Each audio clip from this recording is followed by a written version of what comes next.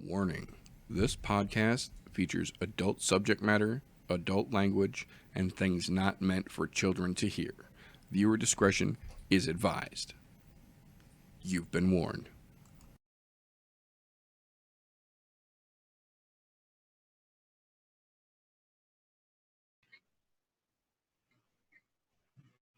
We might be, I think, we are live, ladies and gentlemen, on the I'm No Joe channel. Welcome, ladies and gentlemen, to the latest episode of the I'm No Joe podcast, the show where every armchair quarterback can feel like an Eddie Bravo. Tonight, as like most nights, I have got one of my favorite MMA shit talkers across the octagon from me this evening to break down this weekend's interesting card. Mr. Golf T Vapes. TJ, how the fuck are you doing, brother? Fan-fucking-tastic. We're ready to talk about the porn industry tonight, because that's apparently what we've got going on with all these fluffers. I mean, everybody's got to make $20 somehow, but this ain't how I like to see them doing it. So we'll see what we got here. I guess, hey, $20 is $20, right? That's true. That is true. So you guys know how it goes. We may have some more folks pop in. We might not. Either way, we got a couple things that we're going to break down for you here. We're going to start it off like we do most weeks at the very tippity top of the show with the news and recent events segment. The goings on that have happened since the last time we saw you, fine folks, some fight announcements, some what the fuck things. So we'll jump right in, and we'll start off with a little bit of recap news from last week's UFC Tampa event card. A very interesting card from top to bottom, I will say. I was not incredibly hyped about all the fights beforehand. I'm not incredibly excited about the fights now that they're over, but there was some interesting things that happened last week. First and foremost, right out of the gate at the top of the fucking card, JJ Aldrich lost by unanimous decision. I'm sorry. I think at this point, we need to start getting these judges' eyes checked. If the fighters have to go through medical exams before they can get into a fight, I think it's about time we start making the judges go through some sort of basic medical competency, that JJ Aldrich, for the fight that was, JJ Aldrich had that shit. I don't see how she, one, lost, two, lost by unanimous decision. Granted, it went to the judges, and we always say you can't complain about a judge's decision. That's for the fighters. That's not for us. We're the armchair quarterbacks. This is our job. And I'm here to say that was bullshit. And if you don't believe me, I encourage you wholeheartedly, go back and watch that fight. Go back and watch the entirety of that card. But just for frame of reference here, because this is going to set up the next thing that I'm going to talk about here. One more thing, and then it'll set that up. But the other thing that I want to mention real quick before we get into the thing that part ties into, I watch a lot of mixed martial arts, and I mean a lot of mixed martial arts. I watch generally every UFC. I generally watch most, if not all, Bellator. I watch a lot of Glory kickboxing. I watch the Bellator kickboxing. I watch Invicta. I watch, Cage Warriors. I watch Combate America every once in a while. I watch Bare Knuckle FC. I watch a lot of combat sports. I've been watching a lot of combat sports for the better part of 2 decades now. I cannot remember a single event in all of that time in my watching combat sports where a cage side referee who does the checking of your fingernails, making sure your tape isn't sticking out of your gloves, make sure you got your cup on, you ain't got nothing hiding on the back of your arms, no weapons in your hair.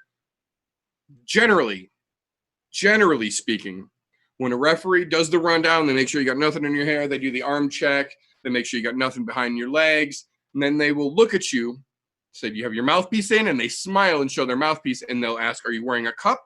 To where you knock on the cup to show up. They make sure your strings are tucked in from your shorts, and they send you up to the cage. That was not the case for the first, I think it was 7 fights on Tampa's card. the referee that was doing the initial check would check your gloves. He would check your arms, make sure you're not hiding nothing, check your hair, run down, check your legs, ask about your mouthpiece, and then he was tapping on dudes' cups. The referee was tapping on dudes' dick cups. To be fair, right about the time the next thing we're going to talk about here happened, that referee stopped doing the pre-fight rundown, shake them out, fucking TSA check.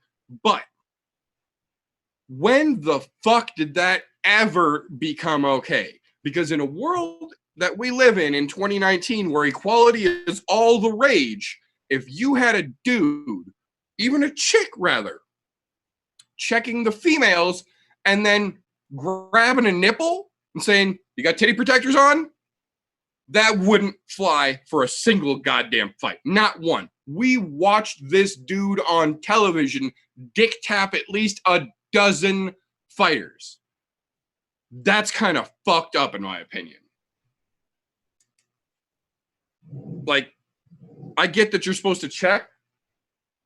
That's a simple check. It's the same way you check to see if they have a mouthpiece in you. Ask them, and they either show you or say yes. There's never a situation where a referee opens a fighter's mouth and makes sure he has his mouthpiece in. So why is it okay for him to dick tap fighters? That's a little fucking weird, and I'm glad it stopped early, but it was enough to be off-putting for the whole early part of the card because it kept fucking happening. It wasn't like a one-off. It was consistent, and that's fucking weird. But the thing that we're going to come back to here that we were kind of leading up to, Thomas Gifford versus Mike Davis. There's so much about this fight that I want to talk about, but I'm going to try and sum it up real quick. The too long didn't read part is that this is one of the most one-sided fights the UFC has seen in a long fucking time. Thomas Gifford had absolutely no business being in that fucking cage, and Mike Davis took that fight on 4 days' notice. Props to Mike fucking Davis. But he should never have been in there with Gifford. Gifford was so far from ready for the fucking UFC, it's not funny. And I don't mean that in the ironic sense of the word. I mean, this was literally not funny.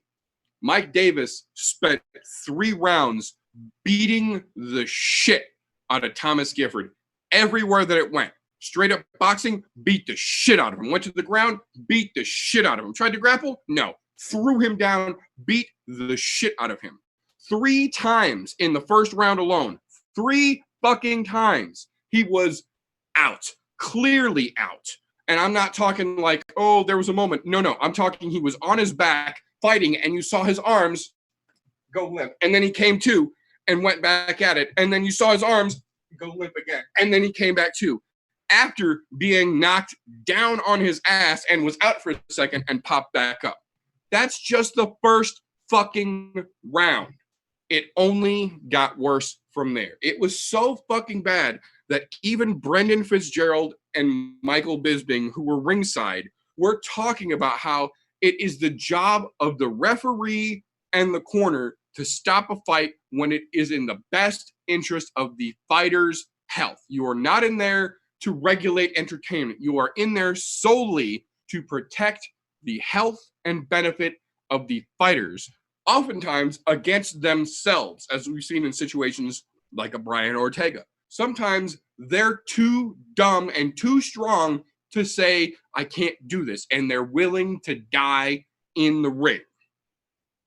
This is one of those fucking situations, but not in a good way. Brian Ortega, while getting worked, was still somewhat holding his own and never really looked terrible. He was just getting outclassed by a better fighter in Max Holloway. That's not the fight that we saw with Gifford versus Davis. With Gifford versus Davis, we saw a guy who looked at best like an amateur's sparring partner against a dude who is clearly ready for UFC caliber talent. And it hurt to watch so much that I was pissed off about it and commenting about it. The other people watching the fights with me were pissed off and commenting about it. The fucking commentators were pissed off and commenting about it during the fights. This was the grossest example of incompetence in a referee I might have ever seen. To the UFC's credit, once that fight was over, we did not see that referee again for the rest of the night. But Michael Bisping himself said it very, very well. By not stopping that fight after any of the first 3 opportunities in the very first round where the gentleman clearly was unconscious and knocked that way by his opponent, proceeding from then on, every second he was in that octagon and taking punishment, he was taking detriment to his career, he was taking detriment to his health, and he was taking detriment to his future ability to provide for himself. His ability to fight long term was shortened. His life overall was shortened. His cognitive ability was shortened in lifespan because he took so many unnecessary shots to the head and other moments of unconsciousness throughout the fight until in the third, with 14 seconds left in the match, Davis caught him with a perfect combination that quite literally landed Thomas Gifford undefendedly face down on the fucking mat to where they had to roll him over. He couldn't put his arms out to stop himself from falling and landed face down. This isn't a situation where you've got a dude who's been talking shit and deserved to get knocked out. This isn't a situation where you had a great fight and one dude just landed the right shot and put the other one out.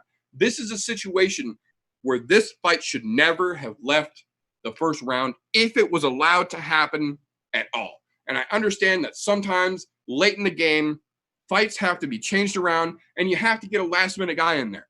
I understand that. This is one of those situations where despite almost every fight on last weekend's cards being identical on paper, the numbers being similar, the experience level of these two gentlemen was grossly over-exaggerated by the time you put them into the octagon. And it hurt as a fan to watch. You heard the crowd booing when he was eating shots, not because he was losing, but because he shouldn't have even been in there at that point. So for all of the interesting and entertaining moments that last weekend's Tampa card brought us, that was a dark spot that I believe deserves to be spotlighted, not because of how entertaining it was, but because this is the type of shit that as a fan, we don't ever want to fucking see. As a hardcore MMA nerd, I spend a good majority of my week just casually talking about MMA and enticing other people into why I love it so much. So other people will understand why I do a show like this, why I watch so much MMA. And then to have something so fucking tremendously just irresponsible and unconscionable like this happen hurts me, not just as a fucking person, but as a fan of MMA who tries to explain to other people why I love it so much. To see something like this happen really, really, really puts a fucking disdain level for me for the UFC. And it makes me root subconsciously that much more for Bellator, for ONE FC, for Ryzen even, for BKFC, for everyone but Dana and the UFC, because they are the biggest organization in the world. They are the most notable, the most recognizable combat sports organization in the world. With that type of responsibility, and it is a responsibility, with that type of responsibility, it is your job to make sure that your fighters are safe. That job was failed last weekend for Thomas Gifford, and that's fucking aggravating if you can't tell. I do have something to add to this. Absolutely. I'm not going to beat the dead horse of how badly he had his ass kicked. Anybody who wants to go back and see it, by all means, watch that ridiculousness. What I am going to add to this is I don't know who I'm more angry at. And let me start here. I don't know who I'm most disappointed in. We're going to start here. Because I'm angry too, but that's going to be a different section here. I'm most disappointed in I don't know whether I'm more disappointed in the referee, whose fucking job it is to protect the fighter. That is their sole purpose in the fucking octagon, to enforce the rules and to protect the fucking fighter. Unfortunately, because of the way that they pull refs out of a pool when you're in whatever state, local government, or country you're in, they have to use some of their refs. This is a case where they had to use one of their refs. This is not one of our normal, everyday UFC refs, which is why this went so terribly fucking south. The other one, I don't know who I'm more disappointed in on this side of things. His fucking corner. That is your fighter. That is your fucking guy. You've been training him to get him in here.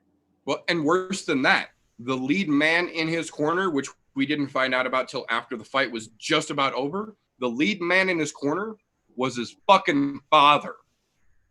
Yeah. Doesn't make no goddamn sense. Yeah, that's right. They did mention that, and I think the third round or something. Yeah, middle of the third round, they mentioned that his father was in his corner and telling him, "You can do this. You got this." Look, I get the whole you want to be father's pride thing, but still, that's your fucking blood, dude. It's bad enough. Look, I know there's dads out there that corner their fighters. Wonderboy Thompson, prime example, bigger name, does some fantastic things inside the octagon, even though he's not always the greatest. But we'll see him next weekend. We'll see him next weekend, but that's neither here nor there. Yeah. The point I'm making is he definitely could have thrown the fucking towel in for this. He could have stopped that shit at the end of the first. You know what? I'll give him benefit of the doubt. He could have let it go to the end of the second. Yeah, and realized he was really fucked. Yeah, he didn't need that third round at all. He did not need the third round of it. The ref could have stopped it as well. Now, here's the part where I can say I'm angry. I don't know who I'm angrier at. Am I angry at Dad cornering him? Am I angry at the referee? Or am I more angry at Mike Davis? Purely for this one thing. The one thing that everybody seems to have skipped over about because they're worried about how bad Gifford got his ass whipped. I'm talking about Mike Davis's post-fight interview. Yes. When he was asked by Michael Bisping, should this have been stopped a lot earlier? No, the ref was doing his job. He's here to make sure the fight progresses and blah, blah, blah. No, motherfucker. You know what the referee's main job is? To enforce the rules and to fucking protect the fighter. And you know goddamn good and well he was not touching you hard enough to do any damage. That's why you didn't even look like you were out of breath when it came time for that goddamn interview. Don't you dare fucking lie, you sorry sack of shit. It doesn't make you look good. It makes you look worse. You fought a fucking soup can 3 times fucking removed. Look, and saying this about Gifford, the dude has all the heart in the fucking world. He kept going. I have nothing but kind words for that. He just needs a lot of work before he gets back in there. But I think I'm most pissed on all this. Mike Davis's post-fight interview. Yeah. That was the sorriest fucking piece of shit answers I've ever heard in my life. Every goddamn good professional fighter knows. They fucking know, because you flip that situation around and Gifford was beating the brakes off of Davis the whole time. You think Davis would have said, yeah, maybe they should have stopped the fight earlier to save me? Yeah.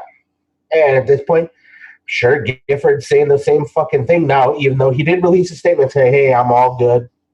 Right. And I'm glad he's good after that. That was a rough fucking 15 minutes, dude. Yep. But I'm disappointed in his dad being the cornerman. I'm disappointed in the fucking ref, and I'm angry at the ref too. But I'm most angry about fucking Mike Davis's fucking terrible fucking post-fight interview with no discern for Gifford himself. Yeah, no discern for a future Hall of Famer, Michael Bisping, calling him out right on the fucking spot. Yeah. Yeah. I'll even go this far. One of the greatest middleweights of all time. He's up there in the talks because of his longevity, winning title. I will say Bisping is that person. With one eyeball, that's right. He pops that thing out. Go check it out. It's on his podcast. Yeah, I was going to say, he's done it just to fuck with people, yeah. But, I think I'm most pissed at Mike Davis because that was the sorriest fucking octagon interview I've ever seen, especially when you're called out and you could see it when he answered. He knew he was called out. He knew right away. Yeah. Well, and tried to turn around. No, fuck off. And go that's die one in of the a things. fire. That's one of the things that bothered me the most, because up until they put that microphone in front of him, I was 100% on Team Mike Davis, because you could see at several points during the fight, he had him and he backed off to give him a chance. He had him. He backed off and he would look at Gifford's corner like, are you going to save your boy? It looked like he was intentionally holding back because the ref wasn't going to stop it and his corner wasn't going to stop it. And then you give him the microphone and he said that he was toying with him and that's what he does to opponents and that the referee did his good job. Fuck you, dude. Fuck you. That part of it right there, you don't hold back on somebody. Your job is to finish it. Ask, you know ask Mike the Truth Jackson how holding back against Phil Brooks worked out for him. Yeah, fuck you, Mike. Still talking about it. Yeah, so, but in the same sentence here, because he said that shit and you're toying with another fighter, I hope they never give you a fight in the UFC again, because last time I checked, Dana White doesn't bring Contender Series people in because they didn't try to finish a fight in the end of their fight when they obviously whipped the fuck out of the other guy. But, you know, hopefully this is your last fight here because of sorry shit like that, because Dana wants to see finishers, not people playing cat and mouse games, and then being a complete fucking jerk off. See, I'm half in that boat with you, but I'm half on the other side of that line. On one part of me really hopes that they just release that motherfucker, send him to Ryzen to let him juice up and beat soup cans for a fucking career. Go be Mr. Gabby Garcia over there. No one gives a shit. On the other hand, there's a little sadistic part of me that kind of hopes they tell him, well, since you moved up to take this fight on short notice, let's give you another short notice fight, the next weight class up, against a guy who's known for doing shit like that you just did.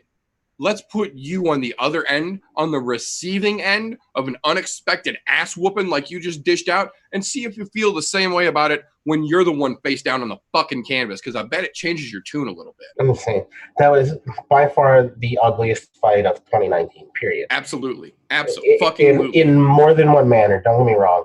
Look, Mike Davis did a fantastic job fighting as far as picking him apart and doing what you're supposed to do.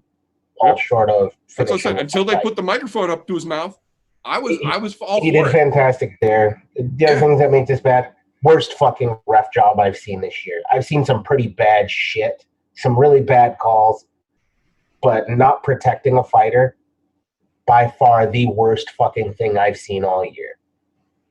Worst fucking cornering by Gifford's corner. Dude, you need to trade your dad in for somebody else. That dude is a fucking shitbag. If it was my kid in there, I would gladly corner my kid. You're getting your ass whipped through 2 rounds that bad? Towel's coming in between second and third round. I'll let you go 10 minutes. Let you go 10 minutes. Fuck it. Get a little bit, get a taste of it, and then learn why you're not supposed to go. Learn what the job of a corner man when the fucking ref can't do it is. Yeah, you need to fire that motherfucker and hire somebody else. Look, working with family, not always a good idea.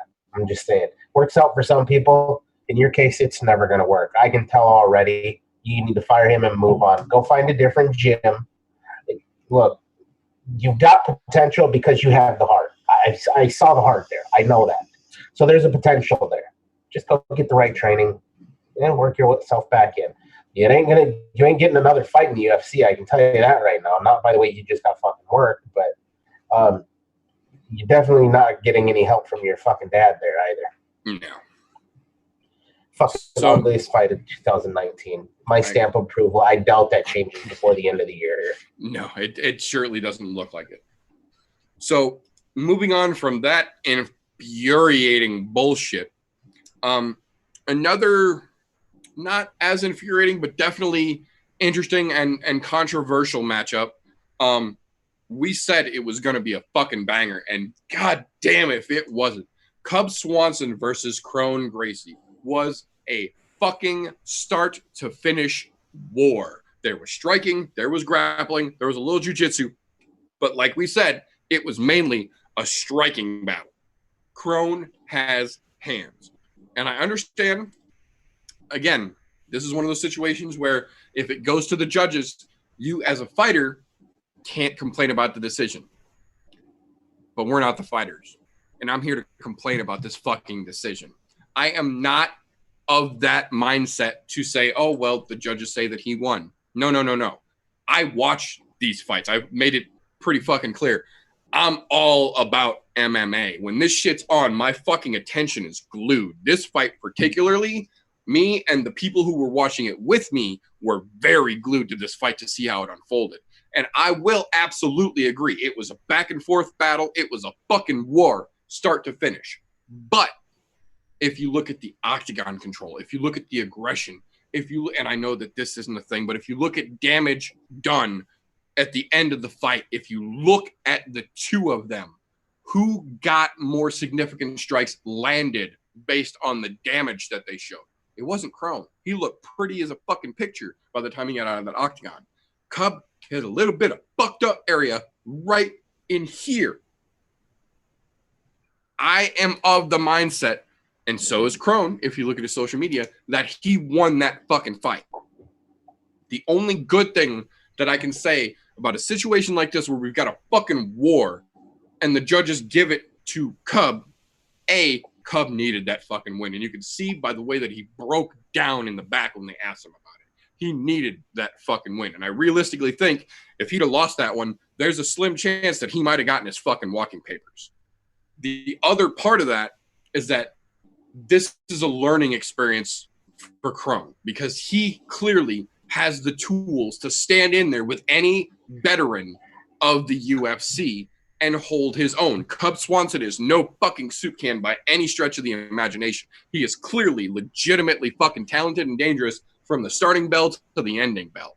But I think Crone took that, and he didn't have to use his jiu-jitsu to do it. He kept it on the feet like we had a feeling he was going to. So good for Cub, but I think a little bit of time for Crone to sharpen his striking, to get a little bit better in his timing, and I think Crone is going to be a serious problem. Cub, on the other hand,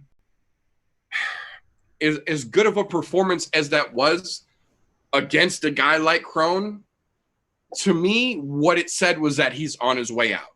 Cub Swanson is clearly, based on that performance, on the back nine of his career. He's obviously not done yet, but he, for lack of a better phrasing, he barely went to a decision with a newbie. Granted, Crone is no traditional newbie. He's also not a UFC veteran like Cub Swanson with 30 some odd fucking pro UFC fights under his belt. Crone's used to how this works, Cub is used to how this works. Crone is not. So for it to be that close of a match with a guy this green into the UFC kind of makes me feel like Cub's got a foot out the door. And the way that he broke down afterwards, it kind of makes you think like maybe he knew that he had a foot out the door too. And that W might be one of the only things that's keeping him in the UFC at this point. So the only thing that I can hope is that Cub gets a legitimate match of someone of his caliber, someone of his experience level next time. Maybe a Jim Miller, somebody like that. But somebody who's been there so that we can see definitively, is Cub here and still actively here, or is Cub really on his way out the door? Because we already know the future for Crone is only going one direction, and it ain't down. You know, in my opinion, for this fight, what lost Crone the fight was the couple of times he tried to pull guard. Yeah, I agree. You can't, look, this is not jiu-jitsu. Pulling guard, you don't get points for pulling guard. Right. This is something where somebody gets on top of you because you try to pull guard, you're losing the fight, period. That's your own goddamn fault. And I think that's what caused him to lose the fight. Overall, fantastic fucking fight. It really was. It was back and forth. It looked phenomenal. Crone is a little more time in the gym with his hands, and he's going to be a really dangerous man. Because, to be honest, I still think he got outboxed by Cub, hands down. I really do. This difference in your vision and mine. Absolutely. Where this whole armchair quarterback thing comes in. That's right. When I looked at it, Cub still looked like a better striker overall. Don't get me wrong. Crone had his fucking moments where I was like, well, maybe not. But throughout the majority of it, I think what really ended up losing Crone, the fight for Crone, was simply the pulling guard those couple of times in the couple of rounds there. I'm gone. Right. And I get it. Your fucking jiu-jitsu game is so strong, but I mean, Cub's no fucking dummy either. He's also a black belt in jiu-jitsu, although it's not a Gracie jiu-jitsu black belt. He's still a black belt.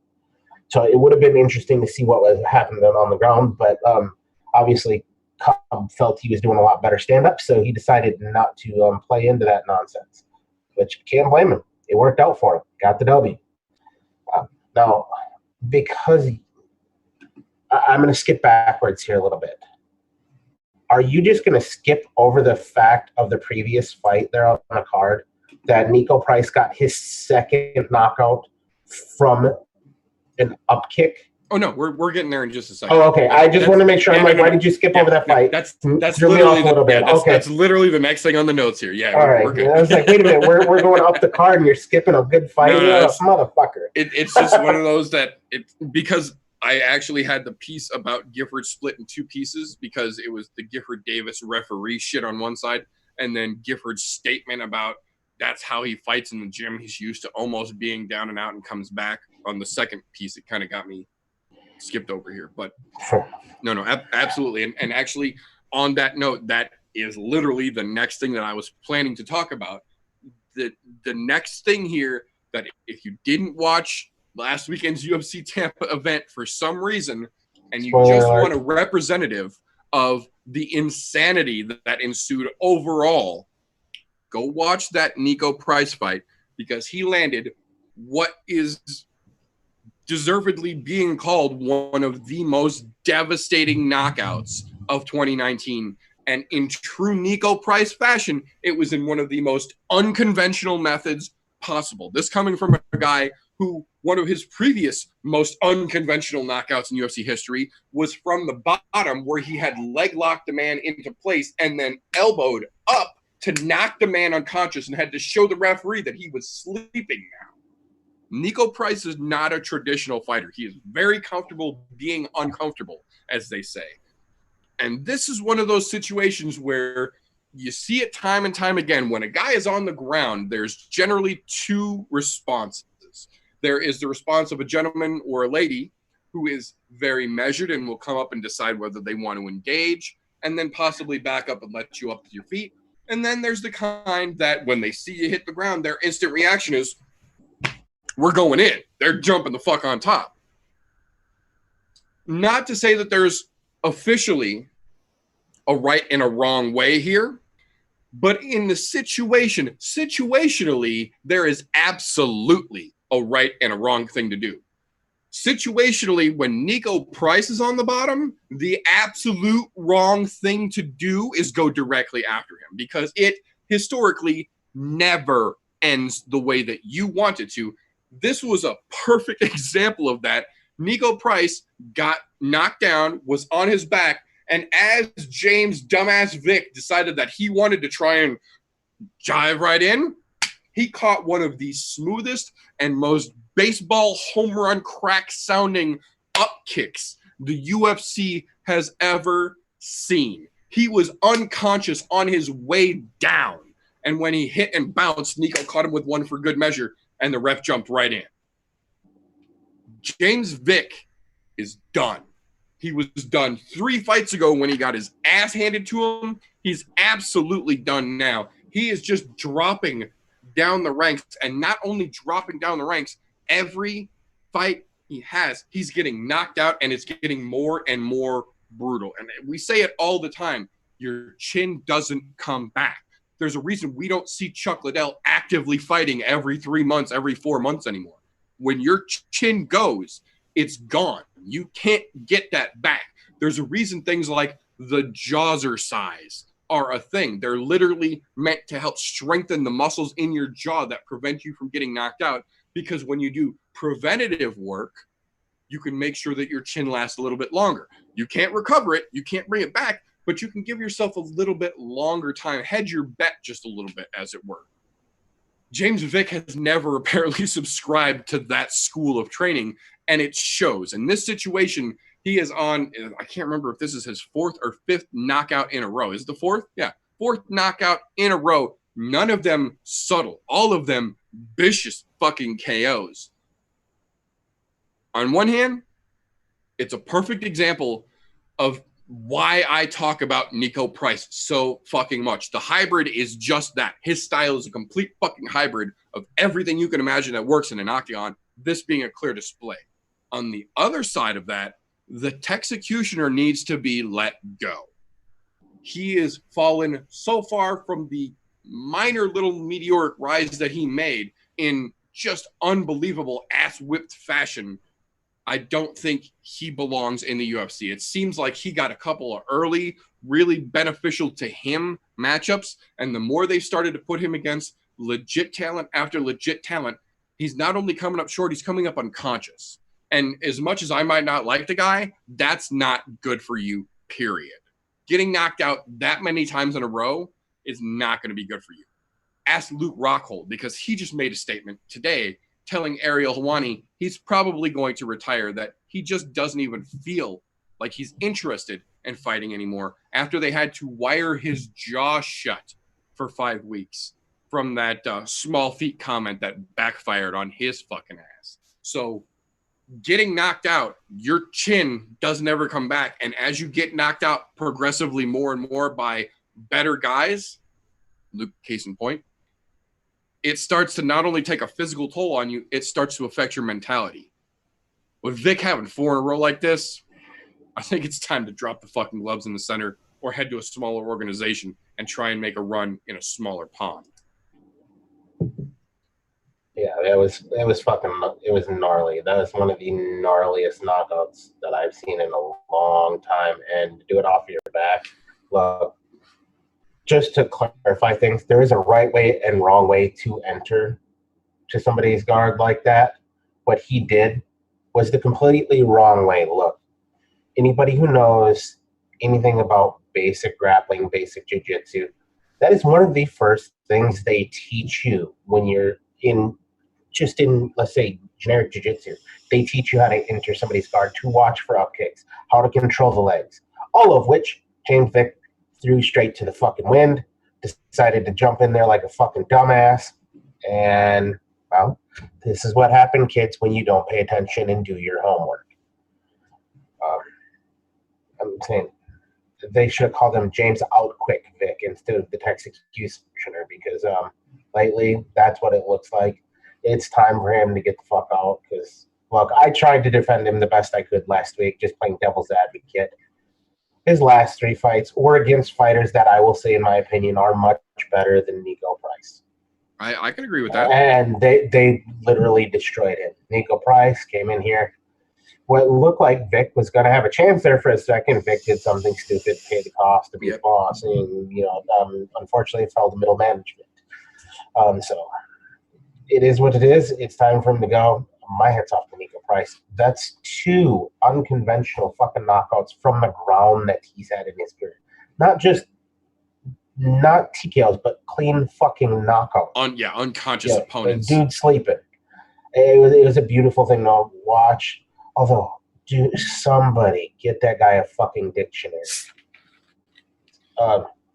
His English on the mic, he needs some help. Nico Price, love you as a fighter, man. Well, and to his credit, I think at least in this situation, a little bit of that had to do with the fact that I don't even think he really anticipated Vic leaning into those up kicks the way that he did and that fucking working, because 99% of the time when you see a fighter get knocked down and they're on their back, when the other fighter starts coming to them, almost instinctively, the first thing you do, because you learn it as a child, is start fucking kicking upwards. 99% of the time when that happens, the opponent either does what we were talking about, what you're trained initially to do, throw the legs to one side or the other, or split the legs and go forward so they can't get an angle at you. But he didn't do that. He just went, well, I could get you, and fucking moved in, and sweet chin music happened, and fucking Vic went night-night. So I think a little bit of that was actually him being flustered because he didn't think that was going to fucking work either. Just saying, his post-fight interview could have used some work. That's all. Other than that, Nico Price did fucking fantastic. Loved it. Absolutely. So, going from one unexpected ending to kind of an expected ending over, I don't want to say we fucking said it's how it was going to go because we were all hoping against hope, but we all kind of had a feeling that Waterson versus JJ was going to go JJ's way. Now, I really wanted to see Waterson win this match, if nothing else, than to just help boost her stock to a lot of the casuals who only know the mom champ hype that she's been shoving down everyone's throat for the last month or two. At the same time, style-wise, experience-wise, realistically speaking, I don't know many people that really thought Waterson had a legitimate chance to beat Yun Jacek. That being said, the fight itself showed Waterson was so far beyond not ready to step in there with someone of Joanna's skill set. It almost hurt a lot of the times to see her get cracked and then smile that you could tell that she felt that fucking shot. You could tell she was not ready for someone of Joanna's caliber. On the same token, or the other side of that token, rather, Joanna, for all the shit talking that she has done since then, and she's done a lot of shit talking since then, about Weili Zhang, Joanna barely got the number 7 fighter to a decision. In no way, shape, or form does that say to me she's ready for another title shot. It really genuinely feels like the UFC is making Joanna the Holly Holm of the strawweight division. Anytime she gets any small sense of victory, they're trying to rush her back to that belt because she was the face of that belt for a minute. The problem with that is there are at least 3, if not all 4 of the women ranked above Joanna who are legitimately deserving of a title shot way before she gets her 4th crack at it, because she won the initial and then the 2 defenses against Rose for the getting the belt part is what I'm saying. I don't think Joanna deserves another fucking shot. That being said, that's all she has said since that fight, is that she thinks she can beat Weili. She's ready to face Weili. Her actions and her speeches don't match up. She might be acting like she's, nice and she's sweet and she's ready to play ball and do things the company way, but then she opens her fucking mouth and she's such a bad sport about everything. She's in such denial about her initial fall from grace. She's in such denial about the fights that she's in. It just makes it hard as an MMA fan to be her fan these days. And I'm a Polish guy, so it really hurts me to not be able to root for a Polish ex-champion on her way back up. But much like the John Jones train, your actions have dictated that the character you presented is not who you really are, and I'm not going to support that. I'm off the Joanna train. I'm off the John Jones train. The problem is that she was the face of the strawweight division for a hot minute, so they're clearly pushing her to try and get back up there. I don't agree with it. 100% behind on that one. I don't agree with it at all. However, one thing I do agree with is just watching Weili Zhang just fuck her world up, because she will do it. I absolutely agree. There is no girl in that division right now that is powerful enough to fucking deal with her. The only one that I think that realistically stands a chance right now is a healthy Tatiana Suarez, because she's as big, maybe a little bit bigger. She's got the same wrestling prowess. She's got the same striking prowess. Stylistically, they're very similar. I think it would be an interesting matchup, but I think other than Tatiana, Wiley has got an edge over basically everyone else in that I division. think it's for me. I just want to see Joanna get her fucking face smashed in again. Yeah, no, I'd absolutely be down for that. Like, absolutely, and she deserves it. To be honest, somebody needs to Holly Holm fucking her ass, like fucking head kick. And I said that backwards because I knew I was thinking Holly Holm head kicking fucking. Well, you guys know, but anyhow. Well, to be fair, Valentina Holly Holm when they fought. So yeah, this is true. But either way, it was the same concept. But yeah, somebody needs to just put her world on fucking notice and tell her, look, your shit does stink just like everyone else's. In fact, probably smells a little bit worse at this point. Because look, I loved her when she was the face of that division. But at the time, she had every right to run her fucking mouth. That's right. Now, and even then, to be fair, even when she was the champ, her running her mouth was fairly controlled, fairly moderated. In the beginning. The only thing I can say good about this fight was her post-fight press conference, her post-fight interview in the Octagon was fucking fantastic in my eyes. She did a fantastic job doing her call-out thing, minus a couple little things, but giving credit to Michelle, fucking all of that shit, that was fantastically done on her part. And once she left the Octagon, it all fell apart. That fucking train derailed. Yeah. Fell into the middle of fucking Compton at 2 o'clock in the morning when you really don't want to be there. But it was fucking ugly at that point.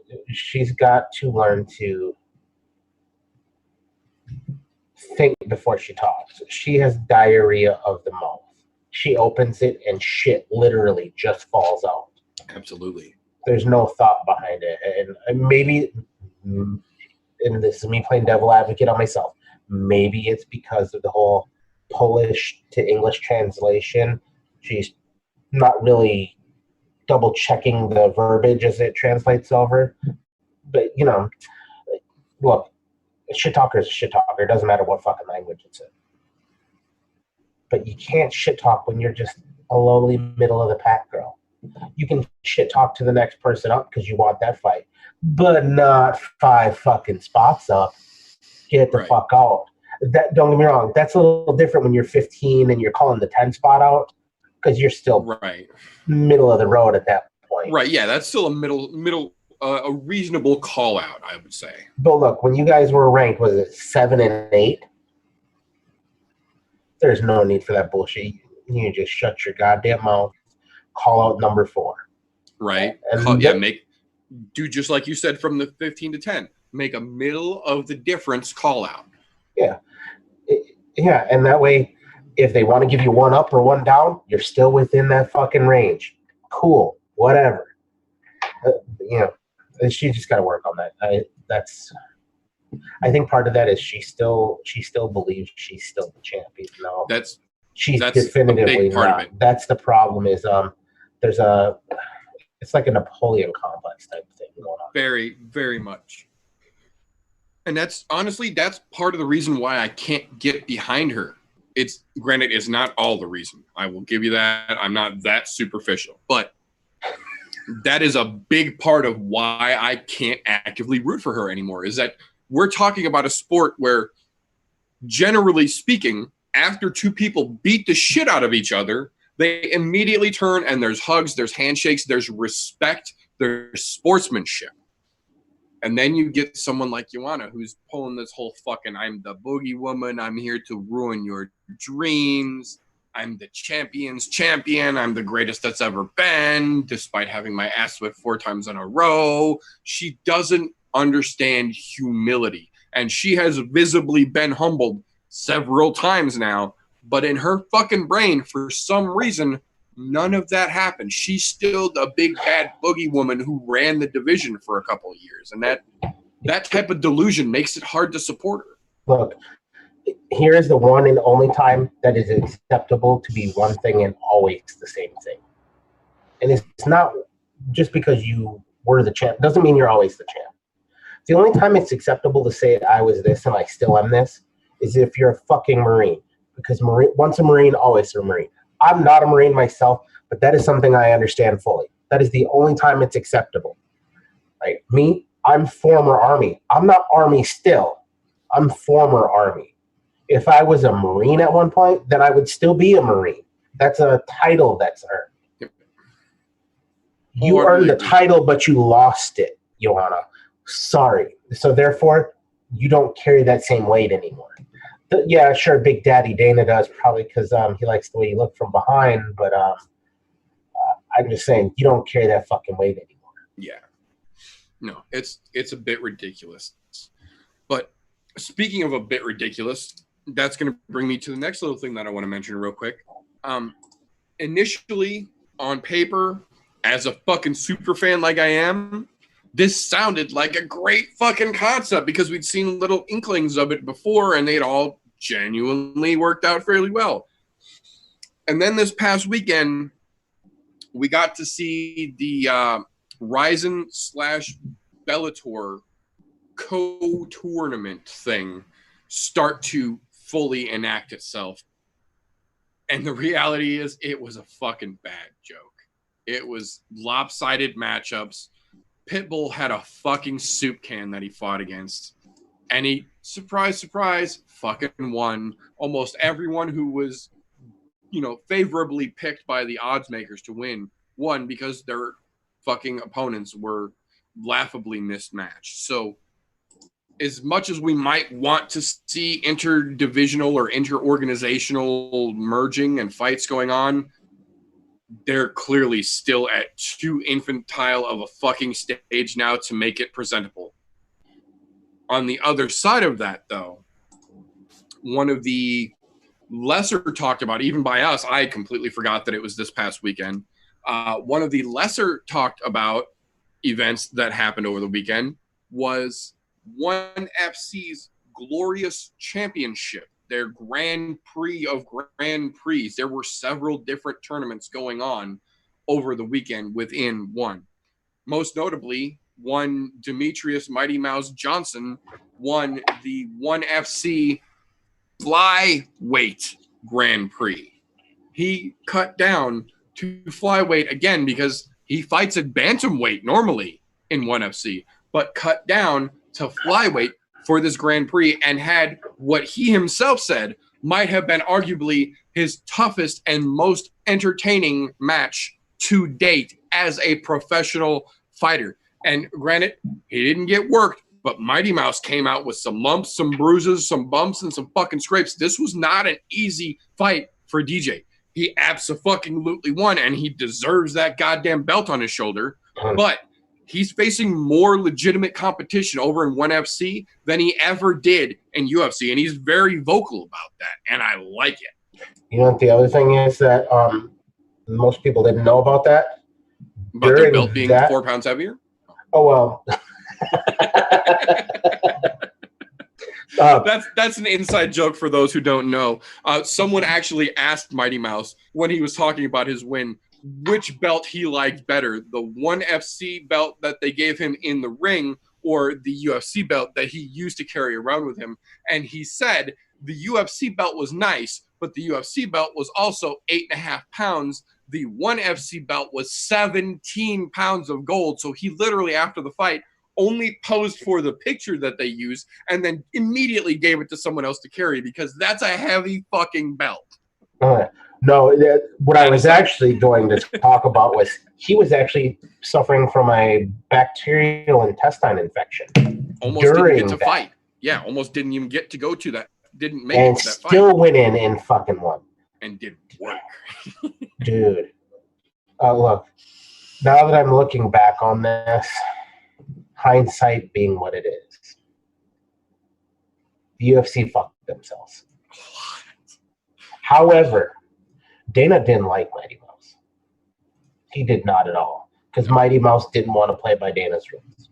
Which is why they're like, oh, sure, we'll trade somebody else who doesn't play by the rules for somebody else who doesn't play by the rules that we don't like. But I don't like Ben Askren either, but I'm going to bring him in here. So we'll send you Mighty Mouse because I don't like him. I'm really thinking the UFC got this fucking backwards now. Look, it is what it is at this point. Not a whole lot we can do to change it, but it's fantastic to see Mighty Mouse doing fucking fantastically where he is at now, even with a bacterial, whatever fucking intestine infection or whatever the fuck he had going on there. And to show he can do it there against tougher opponents tells you the UFC really missed their call for cringe judo. What a fucking joke that shit is. Go fuck yourself. Which I'm just glad he's fucking relinquishing the belt. Son of a bitch. Anyway. That's what I was going to say. The only good thing that's come out of that whole story is the fact that he's finally willing to admit that holding 2 belts is impossible. Fucking idiot. The only one who is not saying that, Amanda fucking Nunes. She's way tougher than cringe judo. Well, but the asterisk, the caveat, if you will, that I will put to that point is that the difference here, in my opinion, just to play devil's advocate on that point, is that if you look at cringe judo, and I hate that I have to fucking defend it here, cringe judo is looking at an entire division of killers at 125 who are chomping at that bit with Mighty Mouse gone, plus an entire division of killers at 135 who are chomping at the bit because TJ is gone now. To be fair, cringe judo has way stiffer competition on both sides of the defend your champ status than Amanda does, because realistically speaking, if you look at the active roster right now, the UFC has 5 women's featherweights, Amanda being one of them. Realistically speaking, when you have to defend a belt against 4 people, 3 of which you've already beaten at different weight classes, and then 1 at both weight classes, it's a little easier to defend your champ status than it is when you have dual divisions of fucking lunatics chomping at the bit.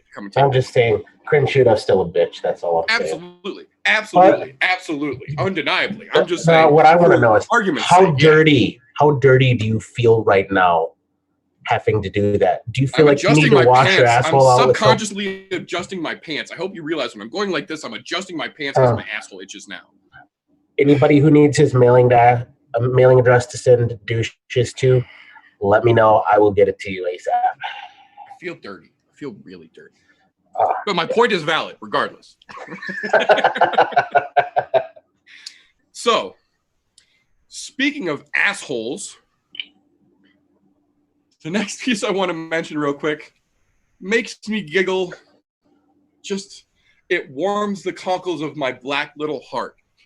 Because the rat himself, Ali Al-Aziz, whatever the fuck his goddamn name is, got arrested this week again, and now is facing his not 1, not 2, 3rd assault charge because he's a fucking loudmouth dipshit with no impulse control. Great guy for a fucking manager of an MMA fighting organization, right? But was arrested in Las Vegas at the PFL playoffs for punching another MMA manager in the face cage side and starting a miniature altercation in between fights. He is now, they're talking about potentially making his ability to be in Vegas at all very limited from a legal standpoint, but officially, as of this morning, Ali is 100% officially and irrevocably banned from attending any PFL event where he has, I think it's 4 fighters that actively compete, and cannot show up, cannot go backstage, cannot be out front of the building, cannot be in the audience. He is permanently barred from any PFL function now. And he earned that shit his own motherfucking self with his dumbass actions. Born retarded, can't fix it. I mean, we say it all the time. You can't fix stupid, but you can. You can educate stupid. Dumbass is a whole different story. There ain't no fixing dumbass. And Ali is a fucking trophy carrying winner in that department.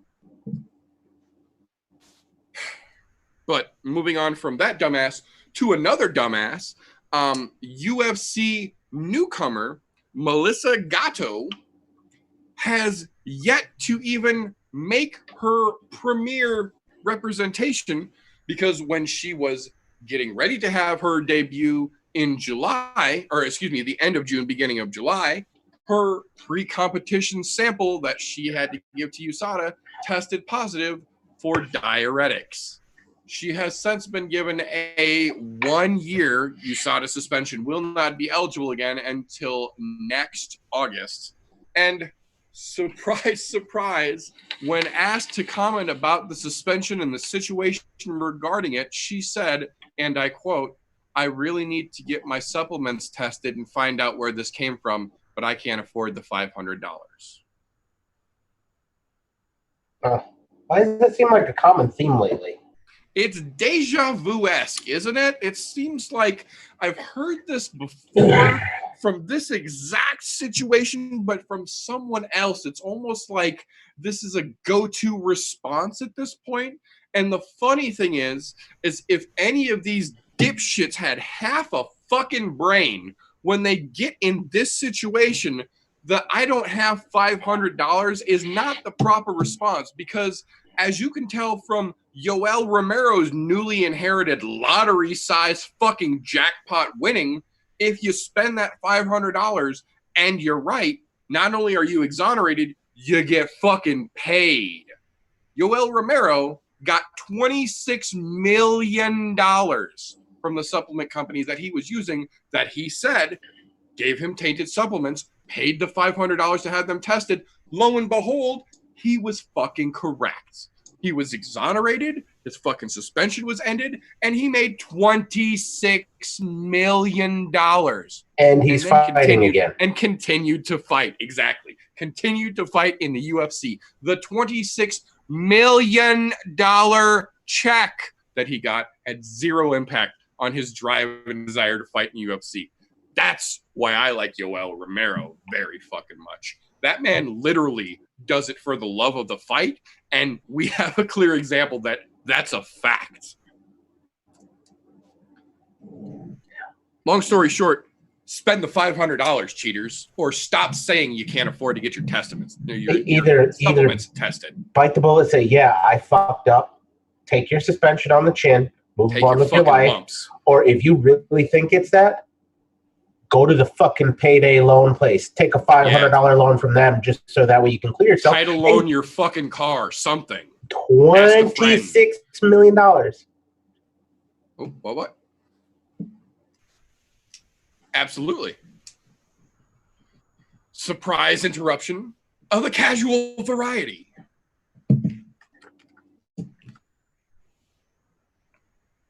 How much do these people make per fight? About, like, how much are they making for doing this? So no. There's a couple schools here. There's one school of never tell anyone what you make. I get it. I get it. That's your business. Don't worry about it. On the other hand, there is an entire collection of fighters who pride themselves on saying, I'm doing this because I'm only making X amount of dollars. Here's my statement. For the level that she's coming into the UFC, generally speaking, most of these fighters will be making what they refer to as 10 and 10 or 15 and 15, which means you get $10,000 for showing up, making weight, participating in the fight. You'll get another $10,000 if you win. All right, and then how many fights has this person had? Like, if they're making $10,000 minimum per fight, how many fights has this person been in where they're making about that? Here's the kicker with that. That's $10,000 at the UFC level. Right. That's also not taking into consideration your coaches and your training camp and the to pay for all that. To that point, yeah. And then let's say she's fighting at a lower promotion like Rumble on the Rock, like fucking Hawaii's fucking right. Their payouts gonna be a fuck ton less. Unless you're a big name draw there, you're probably looking $500 to $1,000. That's what I was gonna say, $1,000, $1,500. And that's max. If you're on an even smaller circuit, like I know my cousin fought on a smaller circuit at one point, and don't get me wrong, he could have definitely went to the next level if he wanted to, but he was making about $200 a fight, and that was winning the fight in dominant fashion, where he's mounted the guy, fucking punches him, get up the way, and then continue to knock the guy out. Right. But how many fights, like on TV / professional fights, has this person had? She was set to make her UFC debut. So as a professional, to get her to the UFC, I believe she had 7 fights or 8 fights under her belt. She was like 7-0 or 8-0 as a professional coming into the UFC. So basically, she beat a half a dozen soup cans real bad in smaller organizations. And then one of Dana's scouts put her file on his desk, and he gave her the rubber stamp and let her in. So it would be safe to say that she roughly made maybe $50,000 in the time of fighting? And now this is over the course of, if she's fighting 2, 3, 4 times a year, you got to think. Right. It's probably been 2, 3, 4 years that's taken her to win that much. Yep. Plus whatever amateur fighting she did, where she probably wasn't getting paid, or if she was, it was $100, $150. Gym fees. Yeah, well, we're going to cover your gym cost. You know. Here's you win a new set of gloves and wraps for winning this local tournament kind of shit. Yeah. I've seen those fights here. I don't understand how some of these people are saying, I don't have $500 to have my supplements tested, when it's this life or death towards you making your income. Yep. Well, and here's playing devil's advocate on our own selves when we're saying this, go get a payday loan shit. Look at some of these fighters who have made it into the UFC, who literally came from fucking nothing, that were sleeping in their car so they could afford to train. There's some of these guys that have slept in the fucking basement of the goddamn gym and mopped floors and shit in the gym and cleaned everything up just so they could continue to train where they were training at some lowly hole in the fucking wall. Some of them don't have money. And I get that. That's why I say payday loan that shit. And if you can't pay it back, that lawsuit, that'll at least cover it as long as you know that motherfucking supplement was tainted. Right. That's all I'm saying. But, you know, I understand if I don't have enough money, but I don't understand I'm getting into the UFC, I don't have enough money. Yeah, that's the part. That's the part where you go, you beg.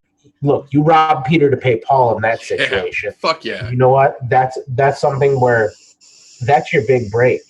The second you get into a big organization like the UFC, your face makes the TV. Whether it's on the early prelims or the prelims, it doesn't fucking matter. You're immediately turned into an icon with the sport. Now, maybe not the highest stature of icons, but people will start recognizing you on the street. People will start slinging shit at you for free. If you're in a different organization like, say, Bellator, here, let me put my fucking brand on your trunks. I'm going to pay you X number of dollars per fight, which is where UFC fighters get fucked a lot more than Bellator, ONE FC, Rising, even everyone else. So, you figured a lot of the mediocre fighters nowadays. Let's just go back to the earlier fight we're talking about, James Vick. He probably would have made $500,000 from that fight if he was, well, maybe not $500,000, but he probably would have made at least $100,000. Yeah, I was going to say it would have been 6 figures though. Yeah, he would have made 6 figures from that fight if he was still able to put his own logos and shit on the shorts, still have his own banner and shit. Now that they've done away with that lured him. He might have made $40,000 from that fight, and that's only because he's been around for 6, 7 fights in the UFC. Yeah, he's got a little bit of a residency. Yeah. Me being the filthy casual that I am, thinks just seeing people be like, I don't have the $500. Like, if you don't have a side job when you're doing this, that's already shame on you if you're not making that much money. But if you are to the point where you're showing up on TV and you say you don't have the $500 to get tested with your supplements, it just feels like instantly they shouldn't allow these people to fight, because if they're to the point where they're becoming professional and on TV, they have that $500 somewhere. If they don't have it, I'm sure they have a fan support group that would come and like, let me help you. Take my money. Well, here's the one problem with that. A lot of these guys who are going pro and just now getting into the UFC, even off of the Contender Series, a lot of them have quit their jobs altogether so they can train full time, because that's what they want their career to be. So you got to think, some of these guys, this is their fucking career. They're not working a second job because they want to be able to focus full time on making that complete transition. Problem with that is you don't have another income. Second problem with that is you may never still be good enough to make it into the big leagues. Yep. There's a lot of people out there doing that because, look, as much as I love MMA, the problem now is because it's become the mainstream sport that it is, you have this whole new generation who lives on this idea of I can be a star if I can be a fighter. I can make a lot of money if I'm a fighter. I can get deals with Nike. I can get deals with Reebok, fucking Kangol hats if I want to. But the problem is a lot of these kids, they're quitting their jobs. They're quitting everything. They're still living out of mommy and daddy's basement. They don't have fucking money. They're literally still at the point of robbing Peter to pay Paul just to pay their gym dues and buy a new set of gloves once every fucking 2 years because they really can't afford it. And I completely understand that. Like when you're starting out, my argument was just that. No, this isn't even a starting out thing.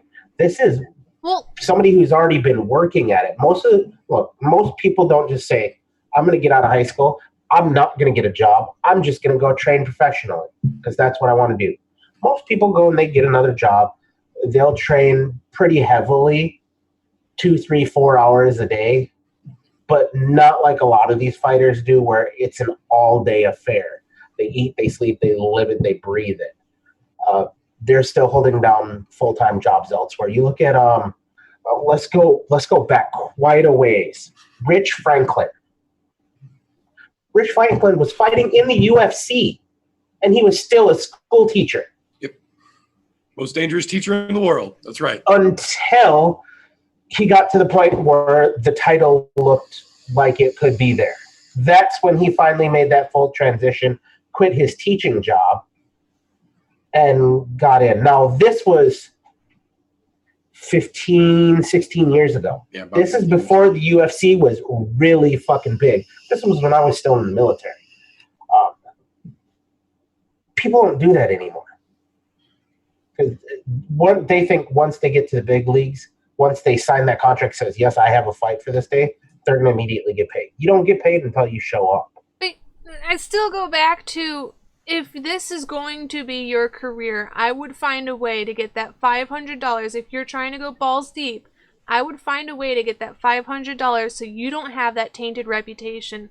And you could be like that other guy, my filthy casualness can't remember, where you actually get paid because you got tainted supplements that you didn't know. And it was on the people. So, I mean, you can make money off of it if you actually are trustworthy. And that's where we had come full circle with this saying, yeah, go take a payday fucking loan.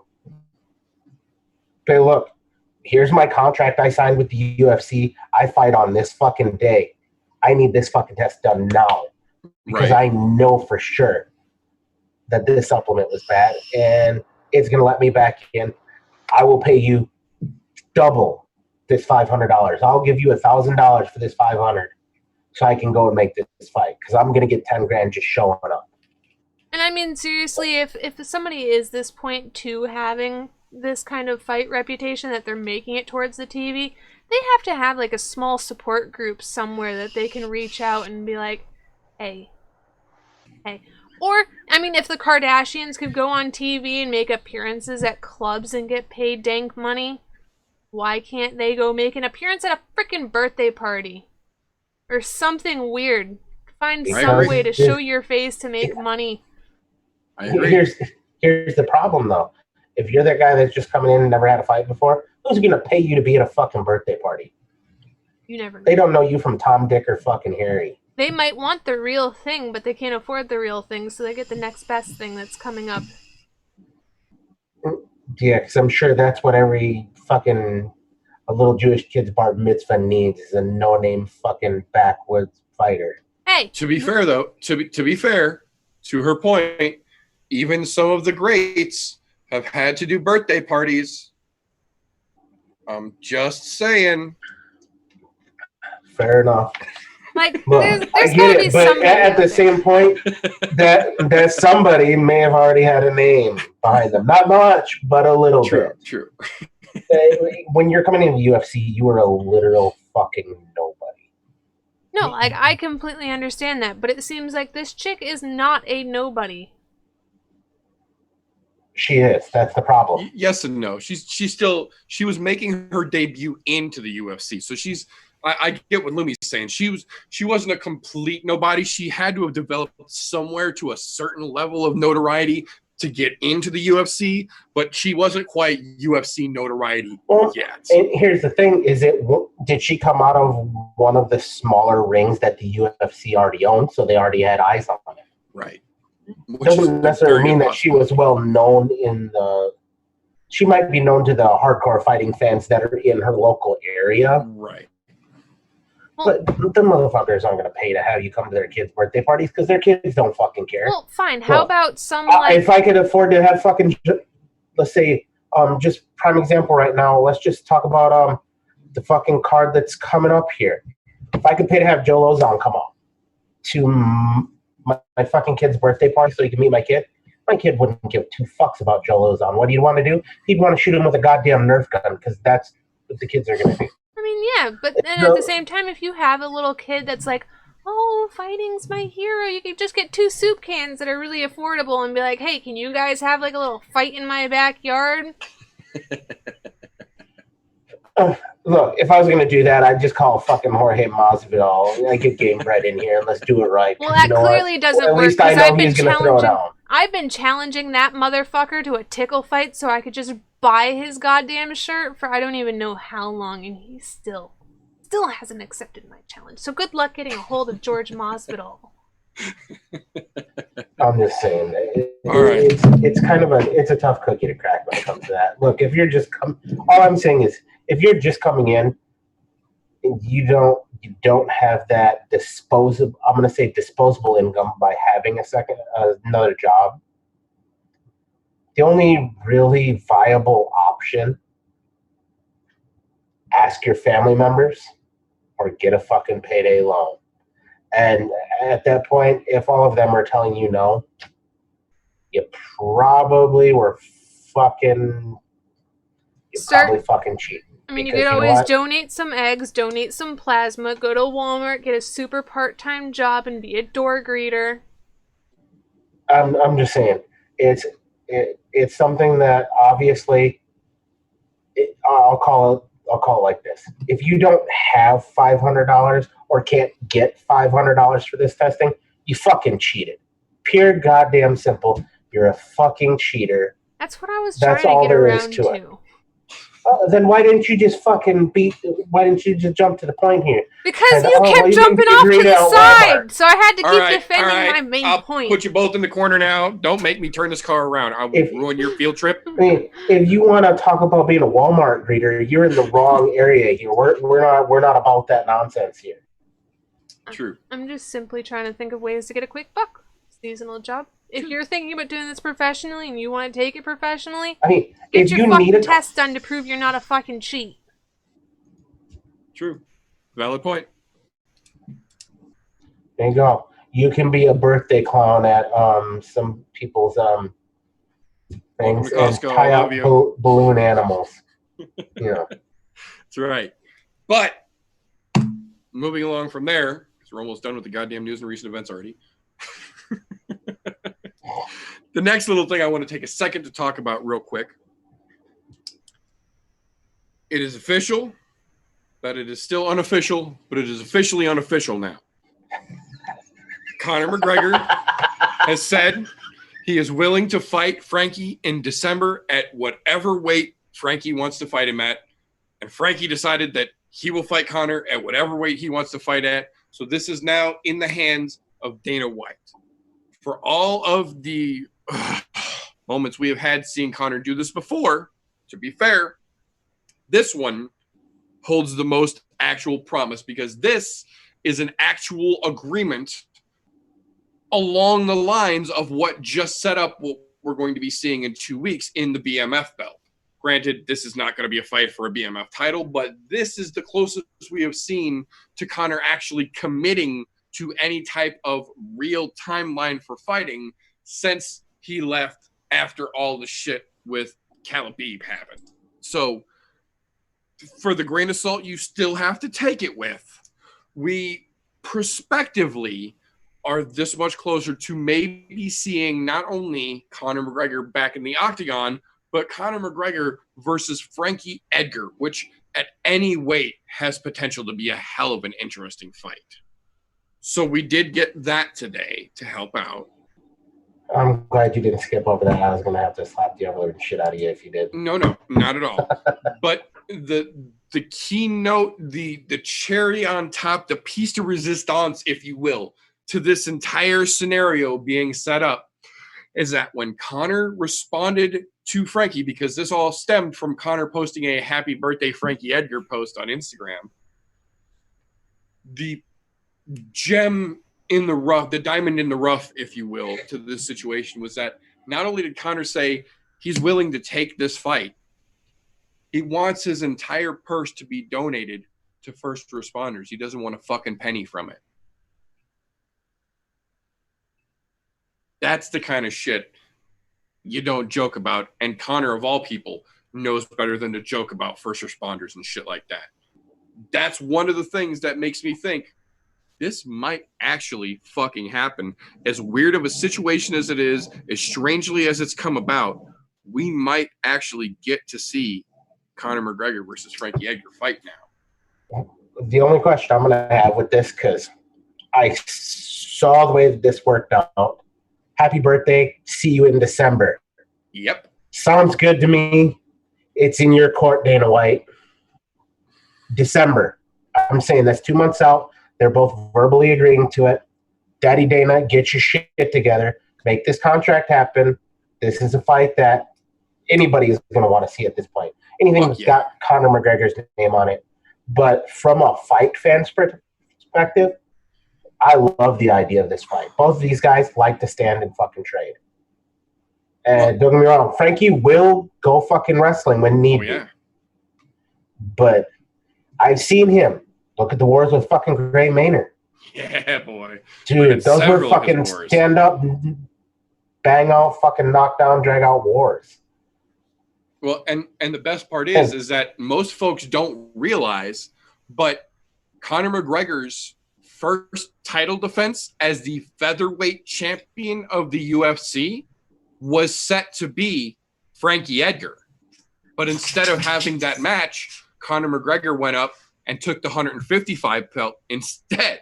Frankie and Conor were supposed to fight at 45 for Conor's first title defense. So this is quite literally a fight that has been in the making for the better part of a decade at this point. The only thing that makes this better to me is I want to know how big of a purse is Conor going to fight for to give to those first responders? Because, right? I mean, is he just going to take the bare minimum? I'm guessing his contract is at least 6 figures, probably close to $500,000 minimum per fight at this point. But not to mention, I'm sure that it's going to be. I don't think it's going to end up on a pay-per-view. I really don't. Well, although the way he's calling out, it sounds like he wants it to be on a pay-per-view. But I think this would be better suited to move off one of the, which I think was the December 7th fight with Alistair Overeem on it, I think. It was the December 7th fight. Overeem Harris, it's a UFC fight night. I think this one would be much better suited to throw them on as the main event on that one. Because, to be honest, that's a much better main event than Overeem Harris. I'm just saying, my personal opinion. And although I doubt that he's going to want to be anything other than the main event. So I don't see him going on the Usman Covington card because they're not going to make that the main event when there's a title on the line. So I have a feeling that it'll probably be a fight night main event. And if they're calling December, that seems like the right move would be the Overeem Harris one. Well, he's said in the past that he's willing to be a co-main event as long as it's on a bigger card. He just doesn't want to get thrown onto a fight night card like this. So realistically, as a co-main spot, it's a possibility. Yeah, I mean, the other one that's a possibility, you could do the last card of the fucking season, the Ortega Korean Zombie fight, which is in December on the 21st, I believe. And that even would be a good one, but taking that out of a main event spot would be a travesty, in my opinion, to watch those two go into a co-main event spot. But I have a feeling they're either gonna, if Daddy Dana does do the right thing, and I say if because we all know that motherfucker. God knows that he doesn't always listen to what the fans want or what the fighters want. Right. If he does do it, I think the best spot would probably be either main event on that fight night on December 7th, which, to be honest, that's not a full 2 months out. It'd probably be better off on the Usman Covington as a co-main event card because they need something to bring tickets in because neither Usman or Covington are doing it. No. I mean, they could just put Connor's face over Usman and Connor's face over Covington, and then Connor and Frankie Edgar is all on the poster there, and you'd be good. Right. Yeah, and realistically, I'm looking at the schedule now. There's 3 cards in December. The Overeem Harris card on the 7th, Usman Covington on the 14th, and then they close out the year in South Korea with Ortega versus Zombie. I don't see Connor wanting to go all the way to South Korea to play co-main event, and they're not going to bump Ortega Zombie from the main event in South Korea. No, not by any means. Overeem Harris, the benefit I see there is that it's in DC. So with it being in Washington, D.C., Frankie Edgar gets to play that whole it's America versus Ireland shit. I can see a potential for a little build-up on that card there. Realistically, I think slotting that as the co-main event behind Usman Covington is going to give 245 what it actually needs. Because realistically, that's the only fight on that card that is at all interesting, and it's really not even that interesting. That's one of those title fights that could be on a fucking fight night or an ESPN or a UFC on ESPN, and no one would really be that disappointed that they didn't have to pay to see these two dipshits go at it and wrestle fuck each other for however long that fight's going to last. Yep. So I think realistically, if it is going to go down, I think we're looking at probably December 14th. They're probably going to use that fight to try and save UFC 245. Which really wouldn't be a bad thing. No, not at all. I'm just saying they need to make that fight happen because, look, being as that one was in the works, and not to mention just the caliber of fighter that Frankie Edgar is, and the type of excitement we know we're going to get from Conor McGregor, that's a no-brainer. That's going to sell a fuck ton of tickets. And God knows Conor already has in his contract somewhere that he's going to get a cut of the tickets, even if he's not the main event. Well, and that's the other thing is that one of the main reasons that Conor retired to begin with is because the UFC wouldn't give him pay-per-view points. Yeah, that being literally one of his sticking points he was willing to retire over. I gotta believe he's gonna angle for that fucking 245 card because it's pay-per-view, and even as a co-main event, he could still try and vie for his way to get a couple of pay-per-view points out of it, which Frankie would love and be wholly supporting of. Oh yeah. Well, not to mention that's a huge sell for Frankie too, because that's a huge look.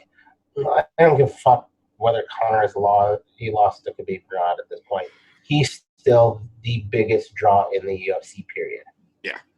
There's nobody bigger right now than him, period. I mean, there's people in tandem together that are a bigger draw right now, like the upcoming BFM fight here. Yep. But other than that, there's no single better draw when it comes to single fighters in the UFC. And that's just purely because of the persona that Conor McGregor brings to the fucking octagon. The dude sold his way to the top, and he did a fantastic job of doing so, which is why he's worth so goddamn much money now. I can't even be mad about that. That was just pure fucking business genius. Coming from being a goddamn plumber to doing this and making whiskey and still fighting, wanting to fight. and donating it to first responders. Right. And that's what I said. That's the part that really kind of like sold me on this. Like, we've clearly seen Conor say the same shit with almost everybody at 45, 55, and some at 70. As soon as they win, he is immediately like, well, we're going to fight now and it's going to be great and blah, blah, blah. But this is the first time he said, yes, let's fight. And I'm going to give my purse to charity, and not just to charity. I'm going to give my entire purse to first responders. That's not a light statement to make. And I think Conor, of all people, knows how important making statements like that can have an impact and be held accountable to. Yep. Which I think that's a good reason for him to make the fight, period. If Dana doesn't, he's a fucking idiot. Right? Yeah, that's a great angle to build that fight with. Although Dana's been an idiot in the past before. We've seen how this goes before, so. We'll see. I'm guessing we'll find out if it's going to happen within the next probably 2 weeks. That's what I was thinking. Probably in the next 2 weeks we'll know for sure. In fact, I would say probably because of the way that rolled out, we'll probably know within the next 7 days. Because if they're going to book it for the December cards, they're going to have to start getting shit moving. So we'll probably hear within a week, probably by next week. Wednesday or Thursday we'll know. I agree. It's definitely interesting news to keep an eye on. Either way it shakes out, but if it goes the way it looks like it's going to go, this could be fucking huge.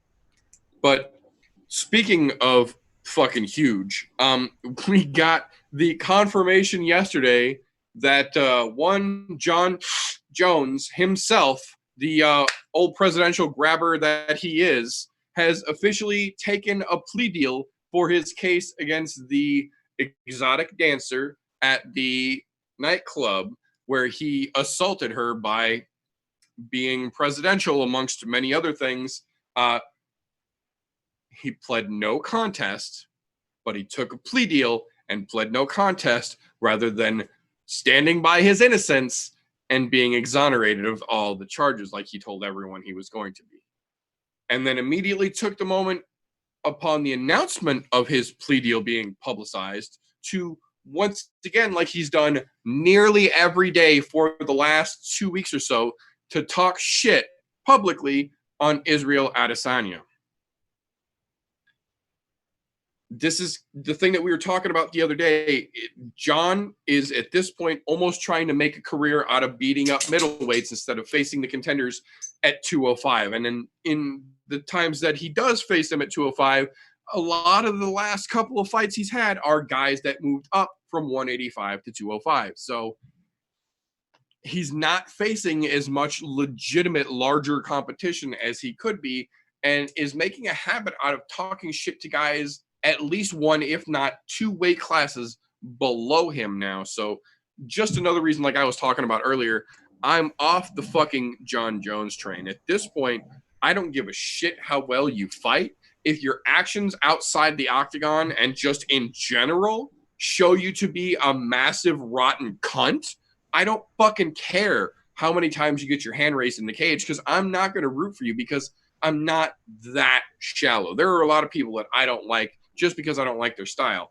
But I'm not going to root for a guy, champion or not, who has the kind of attitude that John Jones has developed. And it's just fucking nasty, in my opinion. To play devil's advocate. Hey, apparently they wanted to play devil's advocate on this too. So the one thing I will say, devil's advocate to this, of the calling out Adesanya thing, Adesanya is by no means innocent in this either. He has taken full advantage of all of the stupid shit that John has done or has doing or is doing at this point, and calling him out on social media as well. He even took the time to call him out shortly after his victory and gaining the title. So when they say he without shin should throw the first stone, go ahead, because neither one of them at this point, to me, Jones is a fuck up.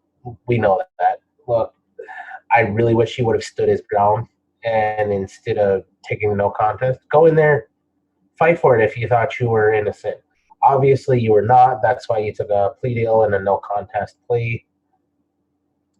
It's just a way to keep it from being a guilty verdict, which, whatever. Don't really fucking care at this point. Get your shit together.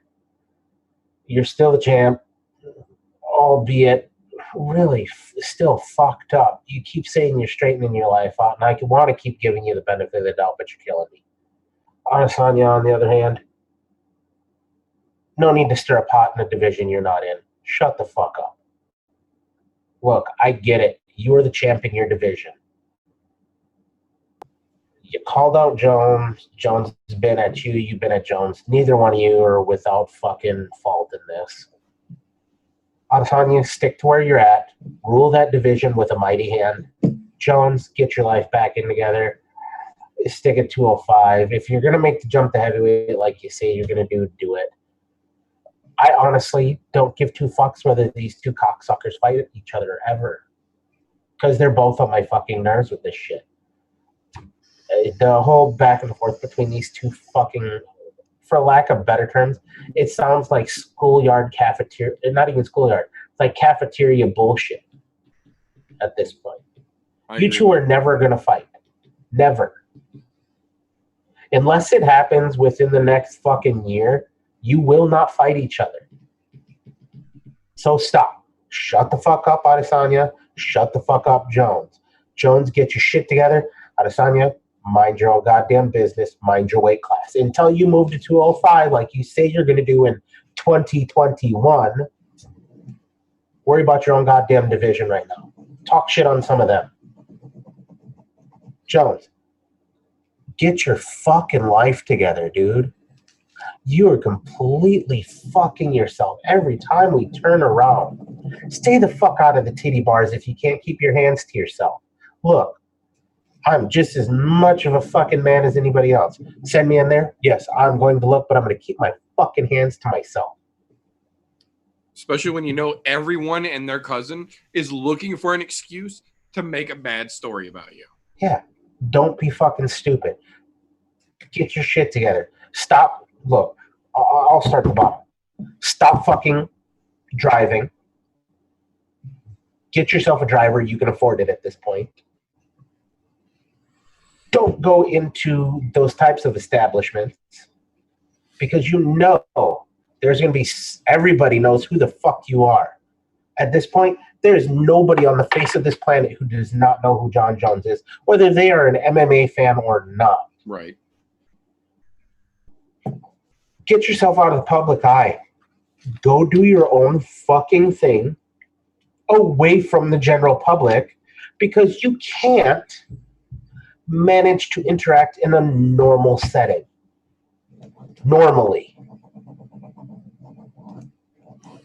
I love your style of fighting, but the kind of human being you've turned into is straight fucking disgusting. It's the only thing that makes it worse is that there's still that the criminal justice system is failing in a miserable way. You're hit and run while you were high on cocaine. You should have been in prison for.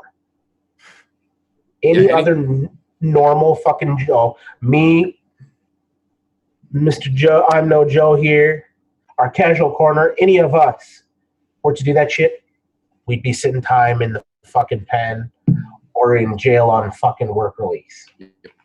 At best. At best. And that's even with a damn good lawyer because that's how the criminal justice system works. Unfortunately, because you were lucky enough to have a little star power and a good bit of money behind you, you're able to pay your way out of situations, which is fucking bullshit. To be honest, I really wish you would have went to jail the first time because maybe that has straightened your ass out. You would have went through a get clean program. Look, something. Doing a little bit of fucking community service, that doesn't cut it for me. It really doesn't. Probation, parole, whatever. Probation, what you're on, doesn't cut it. At this point, why the fuck are they letting you go? I don't know. But whatever, the system gave you your punishment, you served your time for it, whatever. You paid your debt to society because that's what they said it was. Okay, I'm going to let all of that go. unfuck yourself, dude. As a human being, as a fighter, keep doing what you're doing because you're a fantastic fighter. Look, I have nothing but great things to say about you when you fight. I mean, there's some poor decisions you've made when fighting, but, you know, those I set aside because I've seen your entire body of work. But as a human being, you really need to get yourself together, man. I truly admire you as the fighter you are. As the human being you are lately, it's disgusting. It really is. I wouldn't let my kids near you. I agree. But the same goes for Adesanya. Get your shit together and stay in your own goddamn division. Because you know what? Don't call out people that you're not actually going to fight right now. That's fucking stupid. You're just trying to stay in the headlines because you know John Jones' name is always in the headlines. So you're trying to coattail that shit. Motherfucker, you don't need to coattail right now. You just beat Whitaker in dominant fucking fashion. Stop trying to coattail somebody. Make your own path. Paint your own stars. Stop trying to coattail on somebody because they're off a hooker's ass and grabbing her by the pussy. I'll say it. I'm not going to say the presidential way. Fuck that. I'm not that kind of person. Adesanya, you're better than that. Stop it. Stop it right fucking now. I agree. But moving along from that to the last little piece of news and recent events I want to talk about real quick, which actually ties directly into this weekend's card, will bring us full circle back here through the news into what we're going to be talking about again for the rest of the show here. The official weigh-ins were today because unlike most every other card throughout the year, UFC Boston / UFC Fight Night on ESPN +6, I think, is part of the whole fucking mouthful of a title for this one, is one of the only cards of 2019 on a Friday. We have most cards on Saturdays, occasionally on a Sunday. This fight takes place tomorrow evening. This is one of the only Friday cards of the year. So we had the weigh-ins for those today. To be fair, they went a lot better than some of the recent weigh-ins have gone, but we did have two notable head-shaking fuck-ups. The first of which being the premier prelim fight. Manny Bermudez weighed in 2 pounds over and will forfeit his purse. The thing of note about that is that this is the third time this year Manny Bermudez has missed weight for a fight, but he wasn't the only one that overtipped the scale. His partner in being a fat ass crime in this situation was none only the fucking irks me so fucking bad, mini DC himself, Deron Wynn, came in 2.5 pounds overweight and still tried to play it off like a badass. So clearly, despite everything that is seemingly starting to get at least a little more on track with keeping people accountable and, you know, professionals being professional, we still have, even on some of the smaller cards, there's still a couple. But that is going to wrap up our news and recent events section here and bring us into the meat and potatoes that is this episode here. The reason we are doing this particular show for you fine folks this evening, that being UFC. Okay, hang on. UFC on ESPN +6 / UFC Fight Night Boston, Weidman versus Reyes. Fuck, that's a lot of words for a title. What I want to know is why are they calling it ESPN Plus? Because it's on ESPN too. Yeah. Dumb fucks. Why are they giving it two names when it's one fucking card? Who really knows Dumb at fucks. this point? Yeah. Because somebody with more money than brain cells went, yeah, that's good. Here we are. But to dive down into this here, we are going to start at the very tippity top here because this is a fight night card. So it is not a 3-stack. This is a 2-piece We have got prelims. We have got main cards. We will stop at the start, rather, at the very top of the prelim card. There's a lot of fluff on this one, folks. There's a lot of fluff on this particular card. So let's see if I can get this to work again here. Ooh, try a little something. A pow! And we've got a fight card. Ooh, ah. So, right at the top, couple of young guys, heavyweights, new to the UFC. I'm interested to see how these two gentlemen are going to play out because it is going to be the first real big set of lights both of these young heavyweights are going to see. Not giving them a full breakdown, just interested to see how it plays out. It's going to be an interesting match also because it's the first card, or the first fight rather, of the entire card of the night. It generally also has a bit of an awkward start to it, so it's going to be interesting to see how that plays out as well. The first fight I am going to talk about, even just for a little bit here, is a little bit further down, right about here.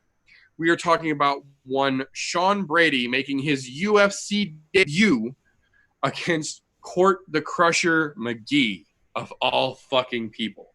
Now, the thing to note particularly for me about this fight, Court McGee is about as OG gets in the UFC these days. He's not a new guy, and he's not anything to be overlooked. But the thing that really stood out to me about this particular fight is that Sean Brady, in making his UFC debut, came in at under 166.5, where Court McGee stepped on that scale at a full 170, ready to fucking rumble. In your debut, I understand that you want to make sure you're making weight, but you're stepping into the octagon against one of arguably the most seasoned grapplers in the UFC today for your first outing, and you're coming in 3 pounds lighter than he's going to for no reason.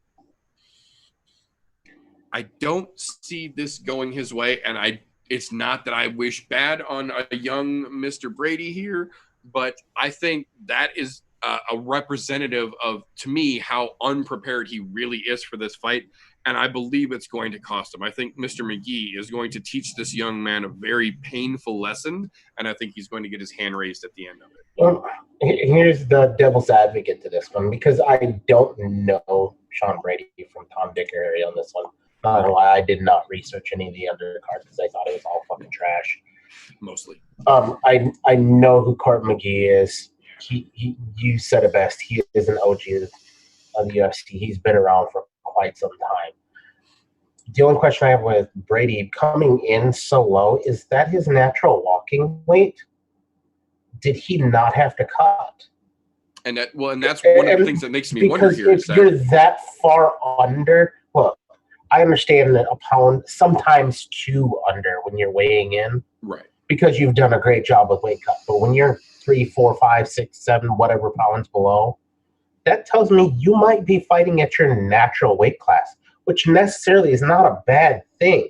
No, not at all. Especially if that's what you've been used to. Right. Except when you're talking about a situation like this. And at that point, if you know that your walking weight, and you've known you've had this fight for how long, why were you not in the gym fucking adding some extra muscle? Or yeah. I mean, have a goddamn burger. Don't get me wrong.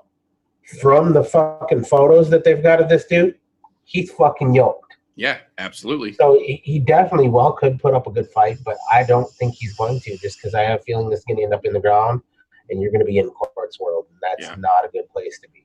Yep, especially coming in light. And that's, like you were saying, if you walk around at 167 and you're fighting at 167, my fucking hat is off to you, sir.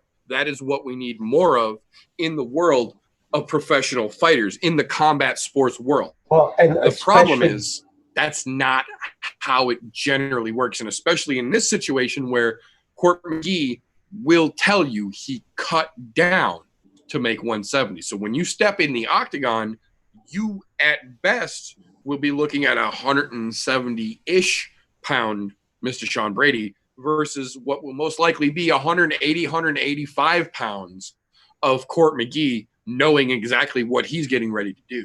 The only other side that I see that's good for Brady on this is if his 10-0 professional record that he has right now was all gained at his walking weight, that means he was fighting guys that were already cutting to get to that point. So he knows what to look for in that weight difference, which that could be, and that's if this is his normal walking weight. I don't know. We don't know enough about the guy to actually know. I mean, we'll see what he looks like tomorrow night when he comes out, but I have a feeling that it could end very poorly for him if this is his walking weight and he doesn't add any more weight. Or maybe he just had a fantastic weight cut and it just so happened to have worked out that way. And I mean, if that's the case, what the fuck ever. If he's back up to the 185 pounder area, good on you, mate. But it's a bad look for him coming in that light. And look, being the fight game, you really can't say shit when it comes to weight because unfortunately that's always a variable. We've seen it time and time again. 2 on this card. People miss weight. You went underweight. That doesn't happen often.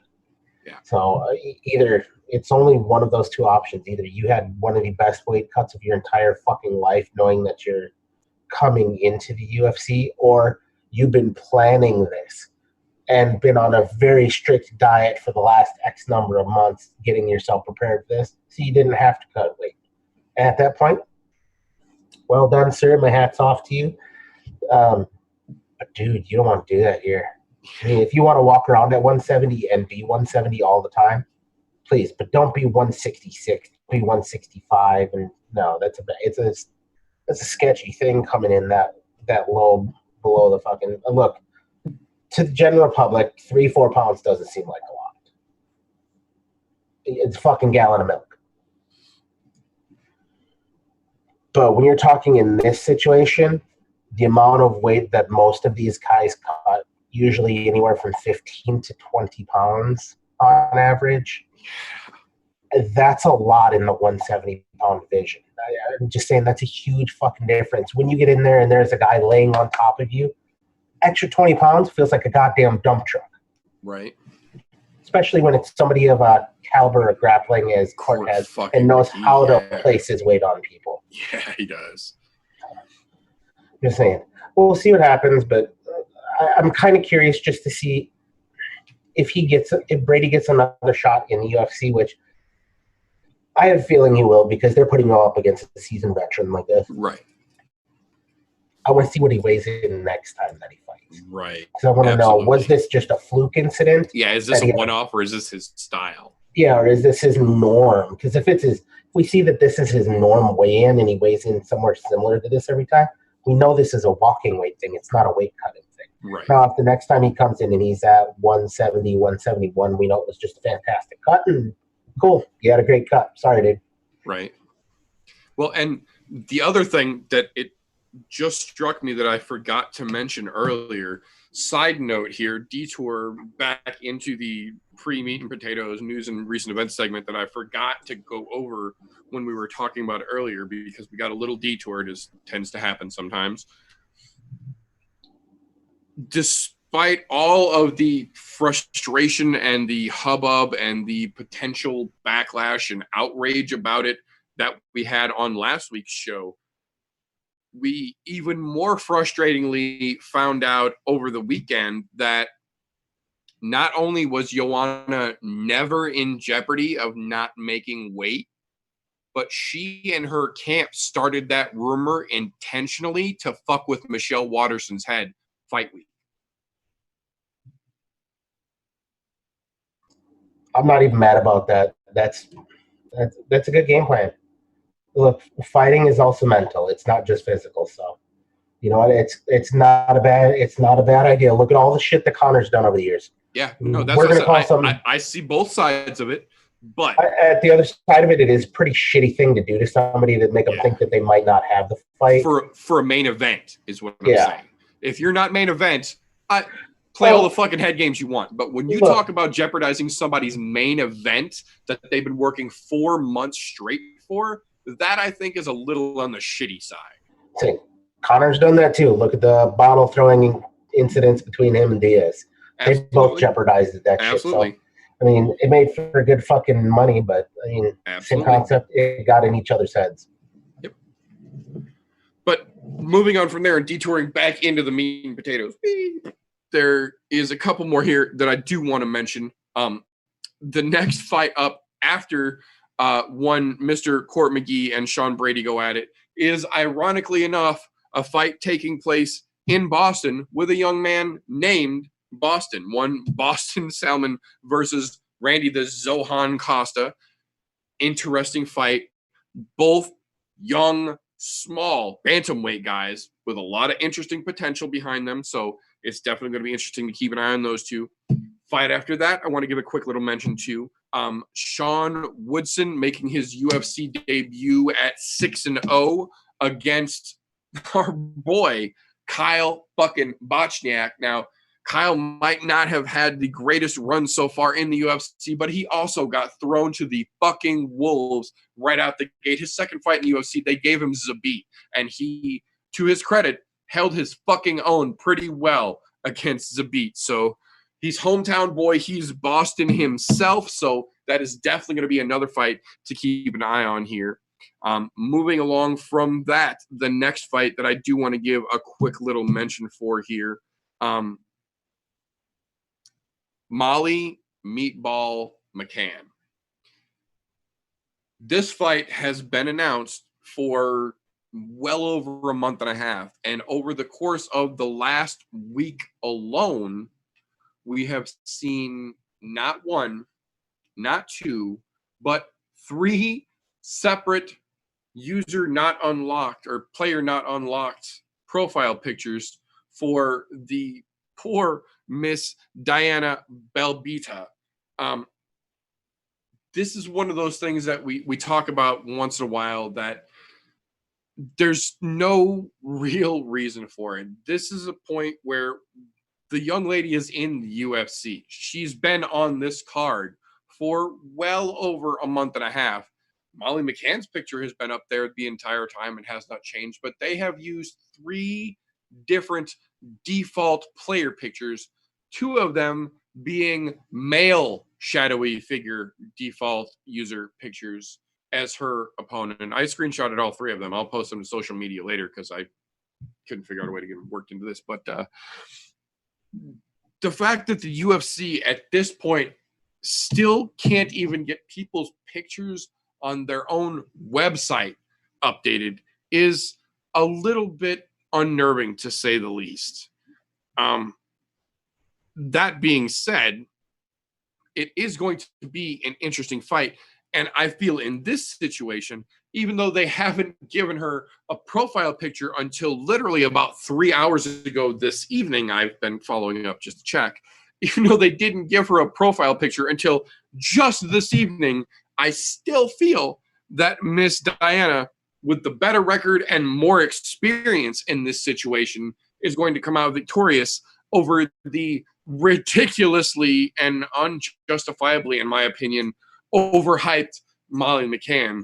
Now, on one hand, I get that the UFC is a little low in the superstar department in the world of MMA right now, and they really, really want some new blood to come in and, you know, be the European face or the UK face of MMA, as it were. But this, I feel, is one of those situations where they're just pushing a young up-and-coming fighter too hard, too much, too fast, and putting too much momentum behind them undeservedly. And I don't think Molly McCann has what it takes to walk through a fighter that's got more experience to her. Excuse me, more experience than her. So we're going to move on from there. That's going to bring us to the first weight misser, as it were, of the evening. One, Charles Rosa versus Manny couldn't hit the scales right, Bermudez. Another one of these situations where even though we've got one guy in Manny Bermudez, who has now missed weight 3 times this year. 3 times in a single calendar year. If you look at it on paper, like we had much of last week's cards, these two gentlemen have almost identical records. Mr. Rosa is 11-3. Mr. Bermudez is 14-1. The problem is 2 of those 14 came with weight missing. So there's a little bit of suspect. There's an asterisk next to them, if you will. And the fact that this man missed weight by, let's see, what was his, 2 pounds, or was his the 2.5? I think his was the 2 pounds over. Yeah. So missed weight by 2 pounds and still gets to be the premier prelim fight. A little disconcerting. But, you know, we'll let it go at that, and we'll move along from there. So we'll jump from there. Do a little switching here right quick. If this is going to work. Boink. There we go. Switch over to the main card of the evening here. The actual meal, not the appetizer of our feast of MMA this particular evening here.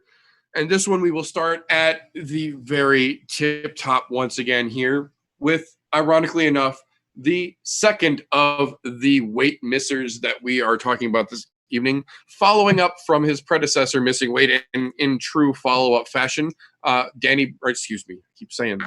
Manny Bermudez missed weight by 2 pounds in his premier prelim fight, and is followed immediately by the opening of the main card, where we have one Duran Mini DC Win, who missed weight by 2.5 pounds, fighting Darren the Dentist Stewart. This situation, I feel, Duran wins 6-0 perfect record, I feel, is absolutely fucking ridiculous.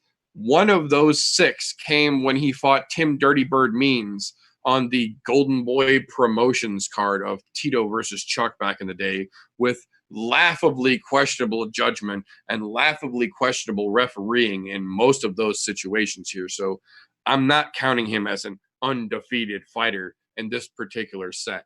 But I am, on the other hand, going to say that even coming in overweight, he still looked much, much smaller, both in physical stature, because he's a little fucking guy, but in size-wise, compared to Darren Stewart. The two of them at the face-off, Stewart is literally an entire head and shoulders above Duran Win. But moreover than that, he looks imposingly larger than a guy who missed weight by 2.5 pounds standing on the scale in front of him. So I feel that even though Duran played all the head games that I'm here to win it, I'm going to do this, and then missed weight, I think that there was some a mental issue going on with that young man, because for a guy who's, you know, Toolage, who's protege of, who's mentored by DC himself, Mr. Never Misses Weight, whether he's at heavyweight, whether he's at light heavyweight, to his credit, DC didn't have issues with the fucking scale. For a guy who's modeled himself after DC and essentially started calling himself Mini DC, missing weight like that is a big fucking deal.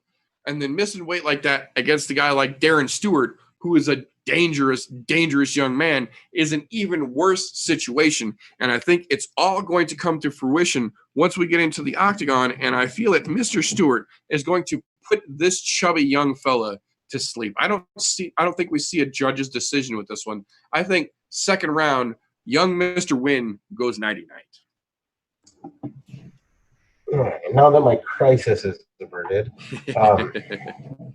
2 things here. 1, how did it feel to say something nice about DC when it came to his fighting, albeit the weigh-ins? That I'm sure that hurt you a little bit inside. I don't really look at it as saying anything nice about him. I'm just stating a fact. And it worked out in my benefit because I got to insult him by insulting his mini-me. So, transitive property, fuck them both. Whatever you got to say to feel better about yourself in that situation. I do, damn it. I do. Secondly, I agree with you wholeheartedly on this one. Darren Win is a tiny, tiny little man. when I look at him, he's my fucking height. He's shorter than I am. I'm 5'8". They have him listed as 5'7", which means they probably gave him an inch. He's probably closer to 5'6". And then Stewart, they have him listed as 6 foot. Guess what? That's a huge fucking difference. Yeah. Huge, fucking massive. Not to mention, think of the reach difference that there's going to be there. It's going to be ungodly. There's no way he gets inside because, look, I'm going to feel dirty for saying this, but he's not DC. He's not DC. He's not going to wrestle like DC. He's not going to be able to get inside like DC. He doesn't have the pedigree that DC says. God damn it, that hurts. But it's definitely going to be a Darren Stewart night. I really don't see it getting out of the first round, though. That's where I have to disagree with you. I think he finishes him in the first. I mean, that's actually a fairly realistic possibility. I mean, I was, as much as I don't enjoy it and didn't plan to, I actually would give him the benefit of the doubt. And I think he might actually make it to the second round. I mean, that being said, I promise you, Darren Stewart, especially after the fucking weight issue, is going to be coming into this ring trying to take his head off in the first fucking round. But I think there is a possibility that based on the bicycle we've seen him ride before, specifically against Tim Means, the kid can run around the fucking octagon if he's got, if he's got the point leader, if he has the motivation. He can jog for a fat kid. So I think there is a possibility they might take it to the second round, but with the power that Stewart possesses, I definitely will give you that there is a possibility he could go to sleep first. But moving along from that fucking goober to the next overhyped goober that we're going to talk about this evening. One, Macy can't pick a fucking weight class barber versus Jillian, what color is my hair going to be this week, Robertson. This is one of the odd matchups on the card, in my opinion here. I have nothing bad to say about Jillian Robertson. Every time she goes out there, you can see she leaves it in the fucking octagon. I will give her that. My main problem with this matchup in particular is Macy fucking Barber. Aside from being so ridiculously overhyped too fucking much for anyone's good, she, while fighting at 125, is talking shit about the 115-pound champion. She's calling out and talking shit about Wei Li Zhang at 115 while fighting at 125 as an unranked fighter. On one hand, I get it. You've got to make a name for yourself. You've got to, create your own hype sometimes. On the other hand, weren't we just talking about how much of an asshole it makes you look like when you talk shit to the next weight class down, especially when you don't fucking fight at that weight class?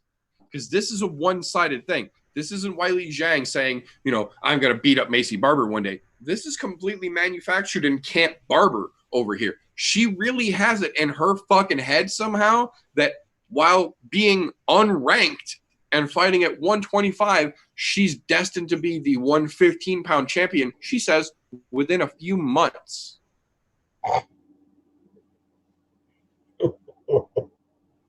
Again, I get it.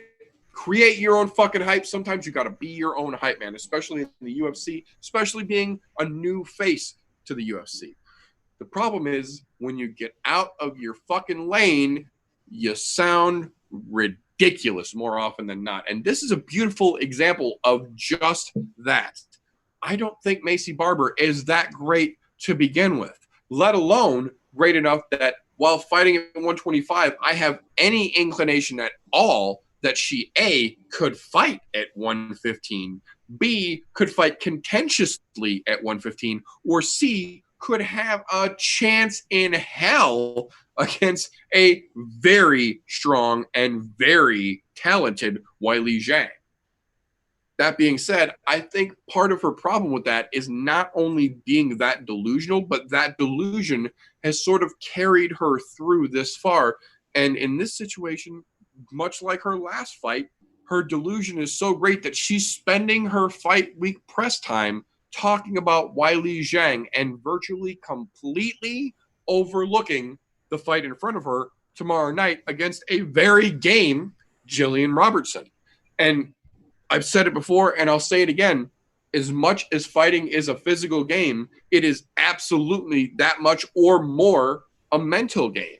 And when you're not in it against the person you're up against next because you're too busy looking down the road, more often than not, it results in you getting your ass justifiably whipped.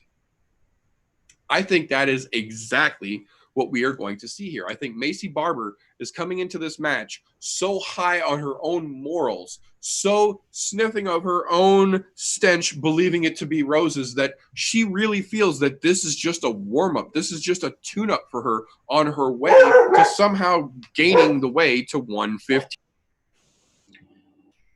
Well, this falls under that riding the coattails thing I was saying earlier. She's trying to ride the coattails of somebody else who has already established her dominance. And I will say established her dominance because Weili Zhang did that in a very dominant fashion. But, what's the best way to put this here? Delusions of grandeur is the best way I can think of this.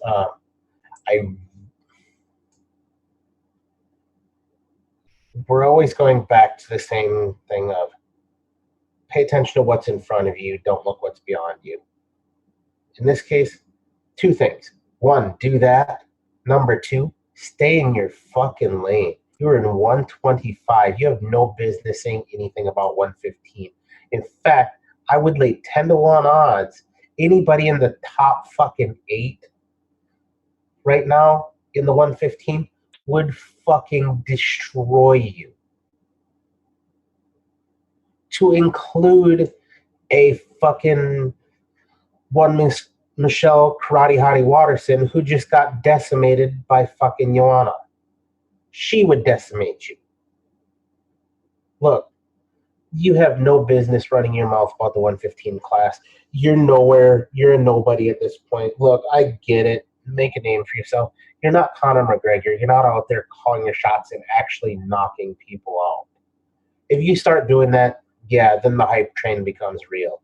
Until you can manage that and say when you're going to finish people and how you're going to finish people, shut the fuck up. You want to talk shit about the person that's in front of you. Call Jillian Roberts, call her out. You have to fight her next. Pay attention. Look, this is the biggest problem I see with so many of these new fighters.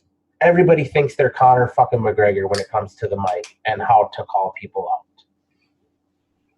This shit was not a normal thing until Conor McGregor made it normal. We didn't see this so goddamn often beforehand. Conor McGregor made this a normal to call people out that have nothing to fucking do with you. Thus the who the fuck is that guy comment. They didn't even fight in the same fucking weight class when that comment was made. Macy doing the same shit. Calling somebody out from a different weight class, I doubt she'd even make fucking weight for. Like I said before, anybody in that top 8 could easily fucking destroy her. Ruin that fucking, her own hype train. Because guess what? Ain't nobody riding that fucking train but you right now. You want to make a hype train, make it visible. Go in there, destroy Jillian Roberts. Then call the next person in your weight division. Keep the 115 champ's name out your mouth. Because right now, you're talking like your lips don't fit. Sadly, I 100% agree. And to be honest, my apologies. You're good. To be honest, the one thing I want to happen in this fight, I want Jillian Roberts to just emaciate her, just fucking completely destroy her. Just ruin, knock her fucking teeth out, make her bite her tongue off, so she can't fucking continue to talk stupid shit like her lips don't fit. Or you know what? Punch her in the mouth enough so it looks like her lips don't fit, and then we all understand why she's talking like that. It was preemptive of to what was coming. You know, little foreshadowing, if you were. I agree. And this is one of those situations where, like I said, I don't wish bad on fighters. If you chose to fight, there's a little something in your soul that's a bad motherfucker. Whether it's all of it or whether it's just a little piece of it. If you're willing to go in front of millions of people, quite literally, and bang it out with another human being for money, there's a little bit of badass in you. And I'm willing to admit that. But it seems like some of these fighters, that little bit of badass is surrounded by a whole lot of dumbass. And I think in this situation, that's kind of Macy Barber's specialty. And I think it's going to cost her. I think Jillian Roberts is actually going to beat that ass tomorrow night. You know what I think I want to call that from now on? Specifically this type of thing where they're calling people out of line. I'm going to call this the Conor McGregor complex. Everybody wants to be Conor McGregor.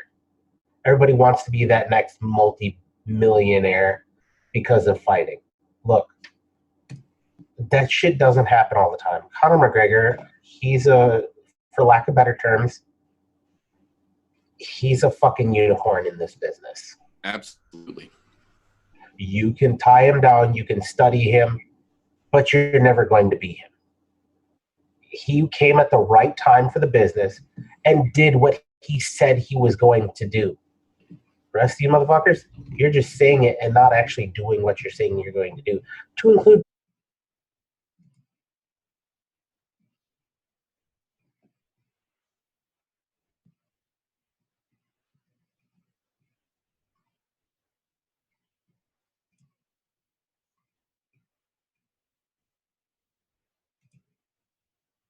So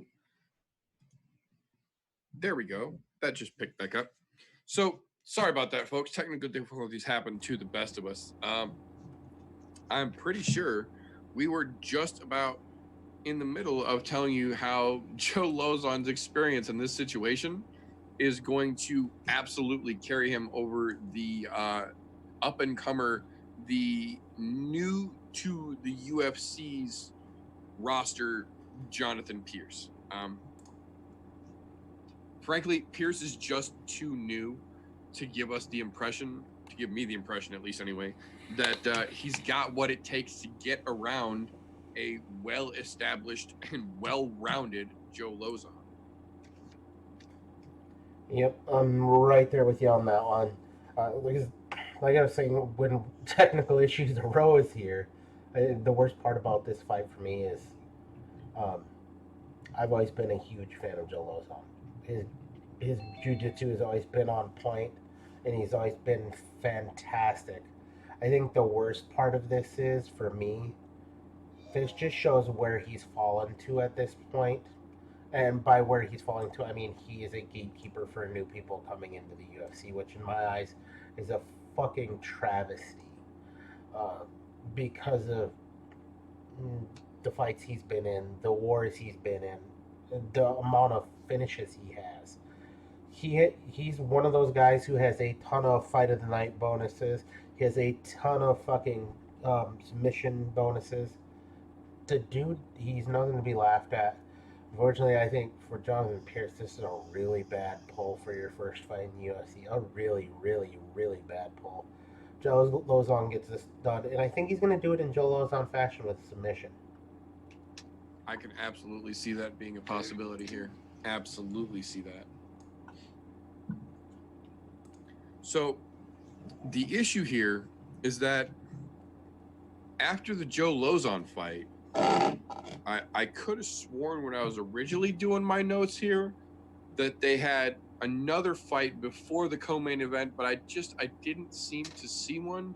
And then I looked on the website and I thought there was going to be one there, but I can't see one. Apparently it's just a big asshole over where that fight card slot was supposed to be. So we'll just move along from there. So that, ladies and gentlemen, will bring us to the fan favorite segment of our show this fine evening. the casual corner with Miss LUMI. Looks like I got everything working again at least. Just have to reset my modem. We're good. Sorry about that. So, yeah, this week for Casual Corner, I've kind of taken a step back from all of these soup can matches. It seems like we're getting. I'm trying to give myself a little bit of perspective. Hang on, we lost preview. We might be doing it again. It's still showing me on all the computer problems. Okay. If we can still see it, we're good. I dropped it for a minute when we had our problems, and the preview still is freaking out. So if we're good, we can rock it. All right. There we go. So it's good connection now. The preview, for whatever reason, is freaked out. There must be some kind of stuff happening up in NASA world. Who knows? Hard to say these days. Anyways, but yeah, with all of these soup can fights that seem to be happening, and all of these soup can, whatever, all of this shit, I decided to take a step back and not get so frustrated with it. I'm going to look at it as kind of like watching college football. And at least instead of it being on a different day, they were nice enough to put it on the same day. So that way there, if anybody is watching, expecting that fight of the week, at least it's not like we get to watch college football on Monday or Tuesday. I don't even know when college football is. But this is going to be my new perspective. Soup can fights is going to be my equivalent to college football. So I'm going to try to not get so mad about these shitty fights. Because anybody that's a hardcore person that likes to watch all of the fights no matter what, at least they're getting something. So going up to the main card, we got Year versus Jeremy. This fight looked really familiar, like sneakily suspicious familiar. And it just so happens that I happen to have had notes from my last one. And I thought it was funny because I said I hated Year because he's got 42% decision and had leg reach over Jeremy, where Jeremy's 25% decision.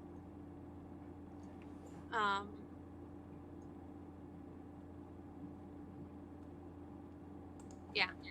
But then we got to that fight, and we get Year coming out like he's a fucking putty tat. Just fucking eye punching people with his fingertips. And it makes me wonder, why don't they have the little mitten gloves that like makes their fingers bend in?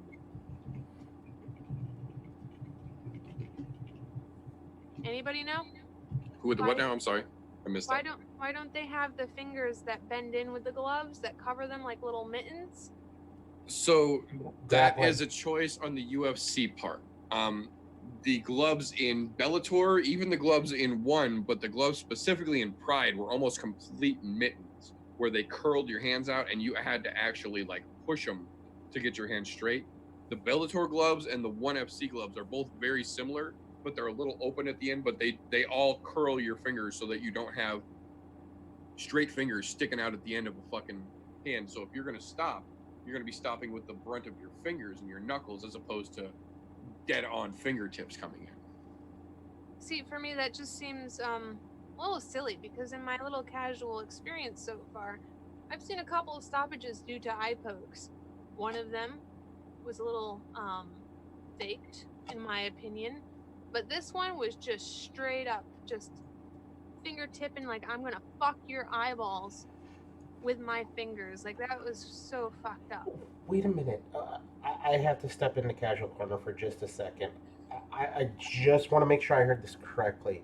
Did you just reference the Todd Duffy fight? I don't know. I just know that it really sounded like the Todd Duffy fight. It was, I think, two heavyweight-ish people. Yep. It was the Todd Duffy fight. Well done. High five to casual corner on that one. Well done. You are referencing the Todd Duffy fight, one that we had previously talked about. But like, I feel like if you just closed the fucking gloves up and kept them closed, we wouldn't have problems like this and the opportunity for big grown-ass pussies to be like, oh, my eye. Or this one that's genuinely, he actually injured the cornea of his eye. Yep, scratched cornea. It was confirmed. They took him to the hospital. He's got records to prove it. So that just seems a little ridiculous. But then when I was watching like the little intro thing, rightfully so, Jeremy seemed pissed, saying if you're not dead, we're not done, or something along those lines. I can't quote exactly, but holy shit, hostility. I'm not about that hostility life. Like I know we're on a punchy show, but I don't want to watch people get murdered. I'll watch like a fake show for that. I don't want to watch that on my screen. I just remember my only issue with Jeremy was the fact he had a biblical tattoo on his arm and a fucking happy trail tattoo kind of thing going on here, and it just seemed a little weird to me. But rightfully so, he deserves to be mad. I hope he wins, because the way he was treated after that eye poke was just outrageous. Were the people throwing cans and other snack food items at the poor guy? Yep. Because he got fucking poked in the eye? Like, yep. What the fuck is wrong with your fucking community that you have people throwing cans at an injured person and not the person that fucking injured the injury person? Yeah. That just... I hope Jeremy fucking puts him down after that. Not kill, but hope he puts him down. Maybe a little night-night nap.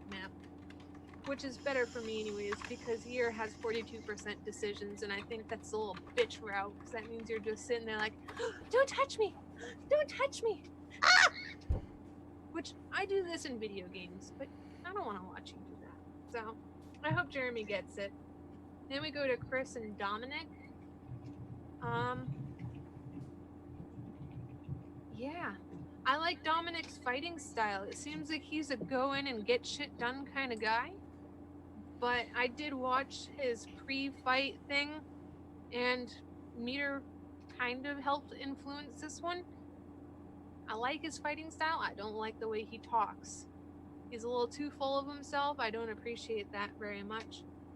So the next best person that I would be rooting for would be Chris, who is 14-4-0.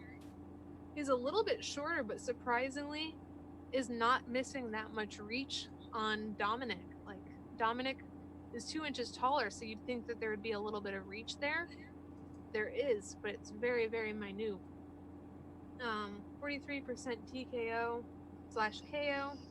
29% decision. I'm rooting for you, big boy. Go get him. Go get him. That's my hopes and dreams for Casual Corner over here. Nice. Well, great casual picks as usual. I appreciate your input. I'm sure the fans will absolutely have their piece to say about it once this is all said and done. I look forward to seeing that as well. High five on the Todd Duffy reference. Absolutely good job referencing a fight that we talked about previously. You're getting there. You're catching on, kid. That was quite a while back too. That was quite a few weeks ago. So yep, well, you're catching on. It's sinking in. One of us. Bye.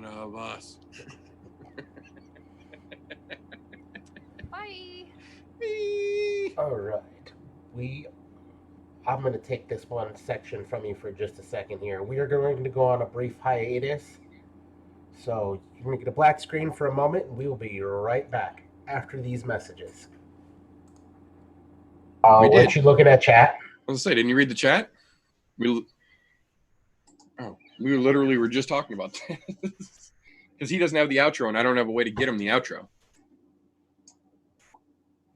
And to be honest, I don't even know how to set that shit up in mine because I don't do that shit. I just fade to black. Fuck it.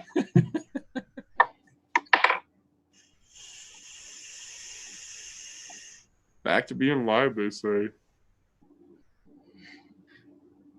It appears we are back to being live. I think my feed's kind of trying to catch up. Are we back? Hang on. Let me double check. I think kind of kicking myself because if we were, I missed a good opportunity to do the after these messages. We'll be right back. I agree. I agree. And it does indeed appear that we are back. So we will use this as an opportunity of to dive directly into the potatoes, as it were, of the meat and potatoes of our particular episode for this fine evening. The co-main event of the evening, we dip it back here, there we go, to one Yair Pantera Rodriguez and one Jeremy Lil Heathen Stevens.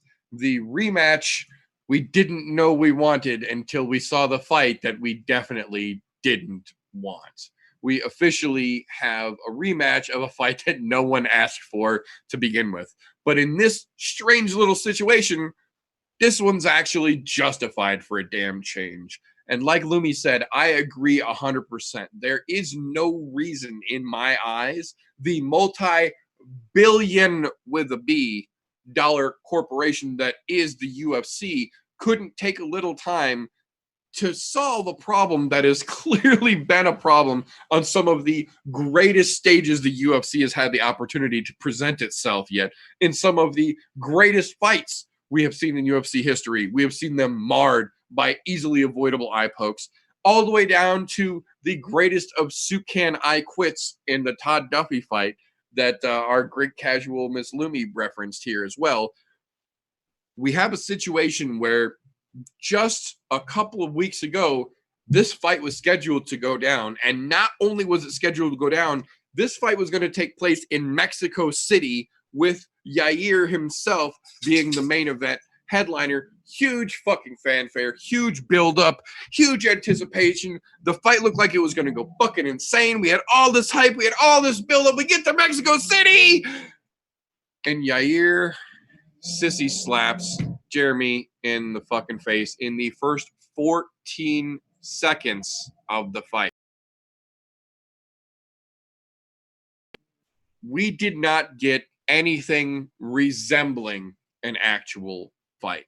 What we did get, to be fair though, out of the first Yair versus Jeremy fight was a great demonstration of how, even though once in a while a referee can make a fuck up and have a bad call, can early stop a fight, can step in when they shouldn't have, can make mistakes in the octagon, it doesn't mean they're a bad referee.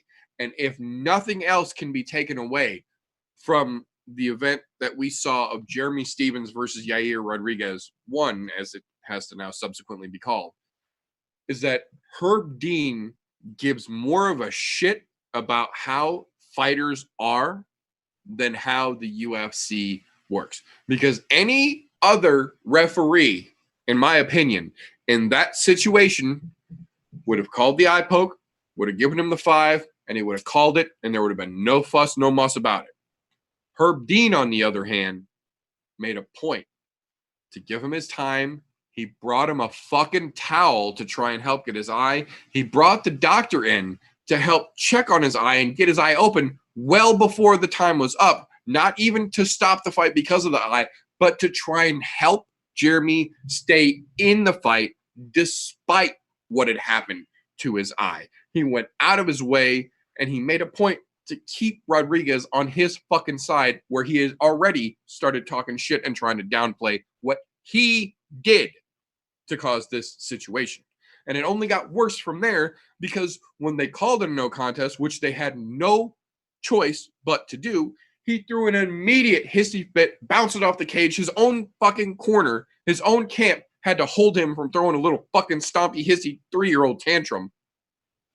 And then when Bisping comes to talk to him about it, like you do after a fight, the commentator brings the microphone into the octagon and talks to you. He had the balls to swipe at Bisping and call him some nasty words in Spanish, to which, to his credit, Bisping didn't even fucking blink at, literally held his hand on your shoulder like, calm down, little fella. So fucking props to that. That was a beautiful move by Bisping. But Yair proceeded after the eye poke and his little hissy fit to then go on the microphone and say that he didn't really poke Jeremy in the eye and that Jeremy quit, and now Jeremy has to live with making that decision. and then backed it up backstage by talking more shit about how Jeremy quit and how when he was in a fight before and his eye was swollen up, he still wanted to keep going, trying to imply that Jeremy Stephens wanted out of this fight when the camera showed for more than 5 minutes, in my opinion, while they were waiting for the time to go on the break. He was physically trying to pull his eye apart. 2 different doctors came in and physically tried to pry his eyeball open and could not get the muscles to release because he had been jammed in the fucking eye by the little catty paws of Yair fucking Rodriguez. The good part about all of this bullshit is that 4 weeks later, here in Boston, back in the good old USA, where we don't have as much to worry about fans throwing beers if they don't get their outcome that they were rooting for in that particular fight, as much of a chance. We get to run it back. We get to see Yair with all essentially the same camp because nothing's changed. There was no fight. They didn't burn their gas out. They're just a couple weeks out. Versus Jeremy, who now not only has that training camp under his belt, but now the fire in his belly from all of the bullshit that Yair has been through and tried to put him through, not only just after the fight, but since then. And then at the hotel afterwards, there has now been video released where Yair, for some reason, thought it would be a good idea to come up and try and talk shit and tough guy act Jeremy Stephens when he was all by himself, and Jeremy Stephens immediately shoves Yair about 6 feet back when, you know, the initial "oh shit" crowd jumps in and stops it from turning into an actual thing. But the fire that this nonsense has lit into Jeremy Stephens is almost worrisome for me for Yair's safety. I understand that, like we say, you don't get into the UFC because you're a nobody. But in this situation, Yair was not the favorite to begin with, even though he was at home, in my opinion. Stylistically, strength-wise, size-wise, just basically everything, for the most part, in my opinion, was in Stephens' corner to begin with. And now you've given him this much more motivation. We're looking at it. This is Rodriguez, Stephens 2, even eye pokier. I don't see a possible way that Yair can win this fight, with the exception of one of those that stops the fight again and not in his favor this time. I think Stephens puts this loudmouth to sleep inside of 2 rounds. There's a chance, I will say, there's a chance this doesn't leave the first. But I think there's going to be a little more dancing on Yair's part in the first round. I think Jeremy catches him in the second, though. On that note, I have a couple of things to say here. One, I'm glad that as unclassy as the U.S. really is, because we're not classy at all, I know that. We are at least classy enough to where we're not going to throw shit on you because a fucking fight got called because of an eye poke. It hasn't happened. We've had plenty of them stopped in the U.S. because of eye pokes. And guess what? People don't do stupid shit like that here. Because we have respect. It's still a fucking sport. For the same reason that if you're watching a football event and somebody gets injured from the opposing team, you still give them an applause when they get up and walk off the field or are carted off the field. Why? Because there's a level of respect for professional athletes in the U.S. Apparently, Mexico doesn't have that.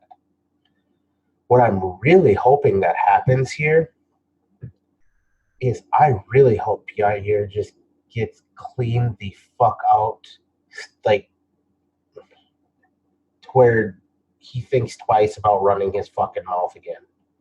Because obviously he could barely hang in there with the Korean zombie, and he wasn't even hanging in there. He got fucking lucky. That's all there is to it. The stupidest, dumbest, luckiest shit I've ever seen in my life. But I don't want to talk about that anymore because that fight still pisses me off on that whole aspect of things. But the amount of anger that is in Jeremy Stephens right now is a scary concept because he is a seasoned veteran in the United States, in the UFC, excuse me. Little Heathen, he's been around. He is an OG of the sport. He's been around for quite some fucking time. Jair just poked the wrong fucking bear here, and he's gonna pay it. All I can say is it is El Pantera hunting season, and Little Heathen is at the helm. He's got his 7mm mag ready to go, and man, it's gonna be an ugly sight when El Pantera gets gutted here. I'm going to agree with you wholeheartedly. I don't think this leaves the second round. There is a good, strong possibility that he finishes them inside of one. But it's a terrible thing to see. Don't get me wrong. I would love to see after he gets knocked the fuck out and completely gutted in this fight.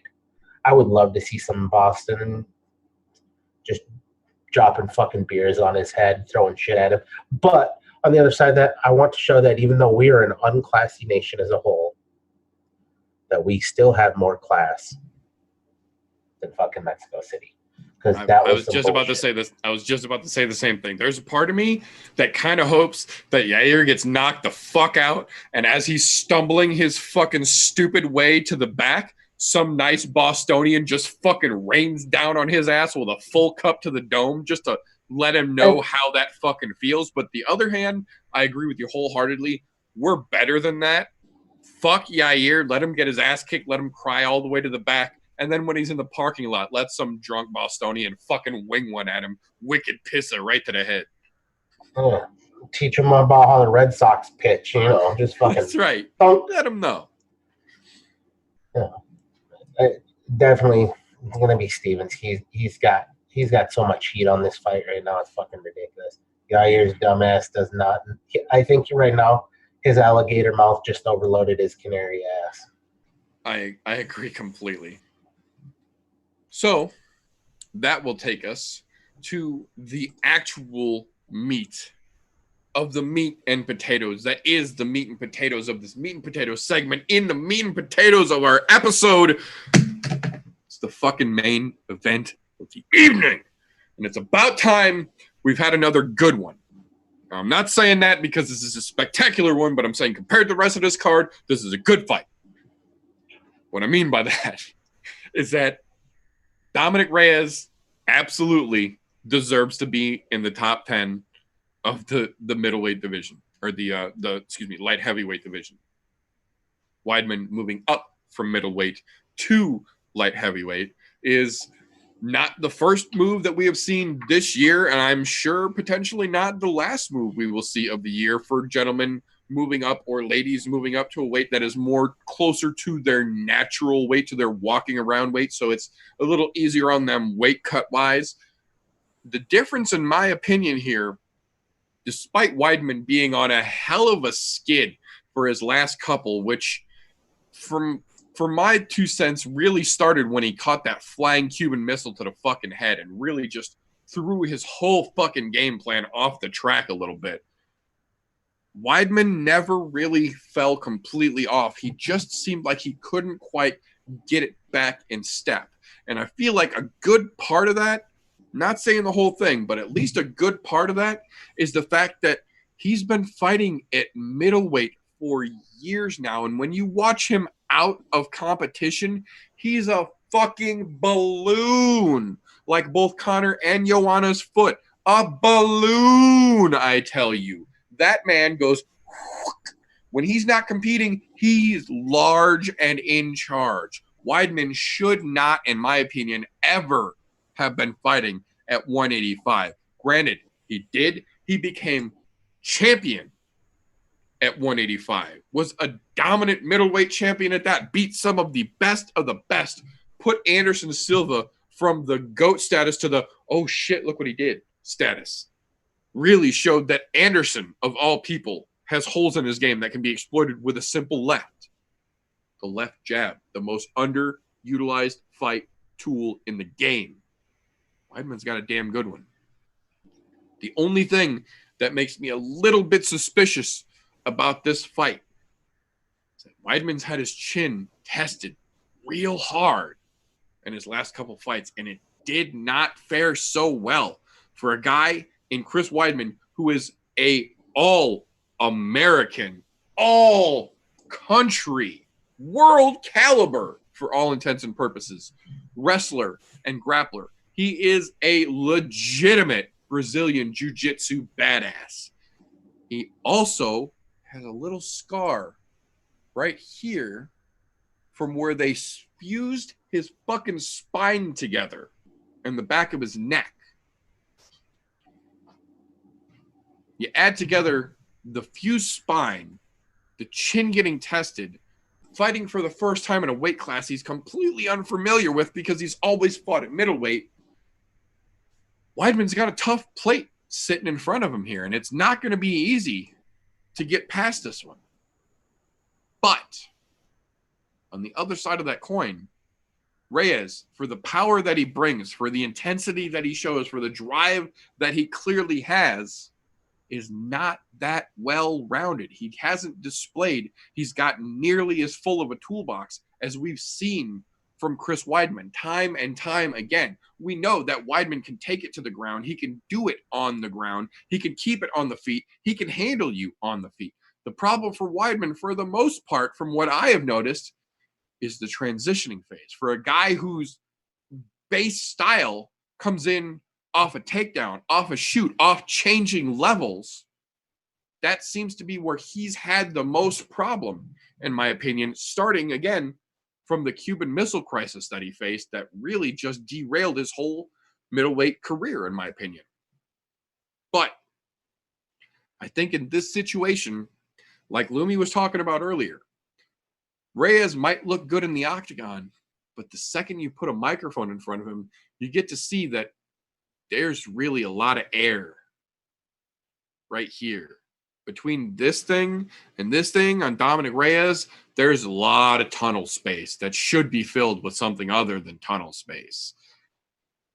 I don't think Reyes has the fight IQ. I don't think Reyes has the experience, and I don't think Reyes has the tool set to take it to Weidman the way that you're going to have to stop him.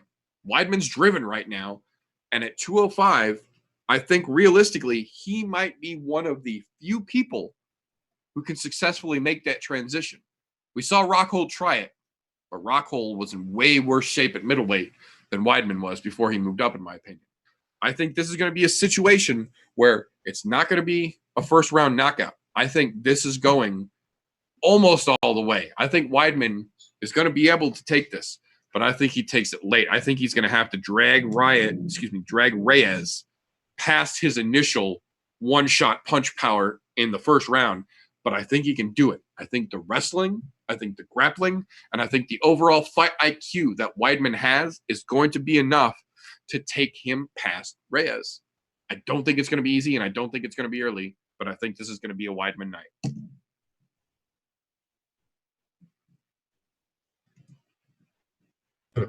I don't know what I can add to that because that's pretty spot on. I think the one thing that everybody forgets about Chris Weidman is how good his wrestling really is. Yes. Look, he was All-American for a reason. Yes, and if you look, he is like a lot of other great wrestlers or wrestling-based fighters that are in the UFC. They all have the same tattoo. It's the USA Wrestling tattoo. If I remember correctly, he has it on his shoulder on the back side. Yep. But a lot of the best fucking MMA fighters that are wrestling-based, they have that tattoo for a reason. Those guys have all wrestled that from the time they were fucking just out of diapers until they got into the UFC. His grappling is a force to be reckoned with, and moving up to 205 is really a good fucking thing in this case, I think, for him. Part of the problem here, the only problem I see with him is because his chin did get tested. It held up better than Luke Rockhold's ass. We've seen that, but it takes quite a bit more to get him down than Luke Rockhold. But here's the big kicker: is he took out Anderson Silva in Anderson Silva's prime. Everybody seems to forget that because he's kind of fallen off for a while there at 185. But because of those massive fucking cuts, it was really fucking hurting him. I think this move to 205, we might see a good resurgence from Chris Weidman here. I really think that can very well be the case, especially being as he walks around north of 250, if I remember correctly. So it's for him. This is a good fucking spot. I mean, once he got into camp, he probably slowly started losing weight. This during fight week here, he might have cut 10 pounds. I'm guessing, and I don't know how much he actually cut, but I'm guessing he probably cut somewhere in the neighborhood of 10 to 15 pounds this week alone, just to make fight weight, which for him was probably a walk in the park compared to fucking when he was dropping to 185. This was probably fucking fantastic. He probably feels better than he ever has going into a fight at this point. It's what he said today. He literally said that this afternoon at the weigh-ins. He says, "This is the best I've ever felt going into a fight, stepping off the weigh-in scale." Well, and you got to think he's going to come in another 20 pounds heavier, or close to 20 pounds heavier. I'd venture to guess about 15 or 16 pounds heavier tomorrow. Yeah. So you're probably looking at 225-ish. Almost 230 is what my guess is going to be when he actually steps foot in the octagon. He's going to be close to 230, I bet. Yeah, it's going to be a huge difference. And if this weight cut that he has now, he feels a lot better on, maybe that's that kick in the pants he needed to get himself back to where he was. Maybe those prior weight cuts to 185 in his last couple 185 bouts were really what was killing him. Because, I mean, he didn't look the same as he initially did when he was fighting in 185, and he worked his way up and took over as champion. His last couple, he looked like an old worn out version of himself. I'm hoping that with this, that does bring that. And unfortunately, look, for him, Dominic Reyes is not an easy fight for Chris Weidman to come in on. Not with the style that Dominic has when he comes out of the gate, because he comes out of the gate fucking hot with a lot of power. I think what this is going to come down to is, can Chris fucking weather the early storm? If he gets out past the early storm, I think Dominic Reyes is fucked, because Chris Weidman can go straight into wrestling at that point. Dominic Reyes, not well-rounded enough to deal with Chris Weidman's wrestling. There's not a lot of fighters that are. I think this might be that right fight that gets him moved back on track to where we saw him before in just a fantastic fighter. So I'm going to give this one to Chris, but I think it's going to go into deep waters. I think we're not looking at a finish until the third round. I don't, because he's going to have to wear Reyes out, and I think he's going to get it done with some wrestling. I don't foresee a whole lot of stand-up other than using that straight left jab that he's got, because that's always been a solid fucking weapon for him. So as long as he sticks with that jab, I think that'll keep that whole fucking Dominic Reyes fucking I'm coming out for blood in the first 5 minutes. That should keep him at bay, because jab, we always say it, most underutilized fucking goddamn strike in the entire fucking MMA. It's constant. It's quick. It's fast. It keeps your opponent at distance. It gauges you for distance when you're going to throw power shots. Best fucking punch there is. And it's a travesty that more people don't use it. But I say Chris Weidman, third round, probably get it done via ground and pound. I think I have a funny feeling that's how we're going to see it play out. I mean, for all the little idiosyncrasies that we both have when it comes to making our predictions, this is one of those things that we're both pretty much in agreement on, that this is going to be, or prospectively has the potential to be, one of the few, hopefully just the first of potentially many proper weight settings for fighters that we've been watching. There's a lot of guys out there. Weidman and Rockhold are not, for any stretch of the imagination, the exceptions to the rule here. There are many, many men and women that are fighting well below where they should safely be so they can have that natural weight cut advantage. And it's getting to the point now where you're starting to see guys and gals who are getting more comfortable fighting at their own weight, which is one of the reasons we're so interested to see what young Mr. Brady is going to do tomorrow night, because if you're fighting at your natural weight and that's what you're used to doing, that's what everybody should be doing to begin with, and it could produce some interesting results here. Weidman Reyes is no different. Reyes is a big dude and cuts to 205. Weidman is a big dude, still had to cut to 205, but made the majority of his career cutting even further to 185. And that's just a big cut for a guy as large as Chris Weidman is. So I think tomorrow night, hopefully, we're going to get a chance to see how weight cutting should be done, because Weidman's still bigger than 205.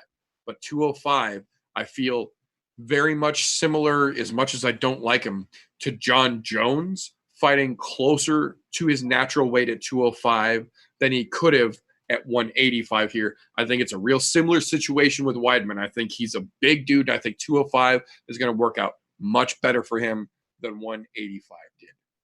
But that is all we have for this evening. That is our predictions, our breakdowns, our shenanigans of MMA slung at you. And we appreciate you guys for sticking it out here. So before we get out of here, I want to take just a moment and give my brother from another mother, my Wednesday night compatriot, my combat homeboy, a moment to let you fine folks know how to get a hold of him if you need a little more verbal bitch slap. Right there.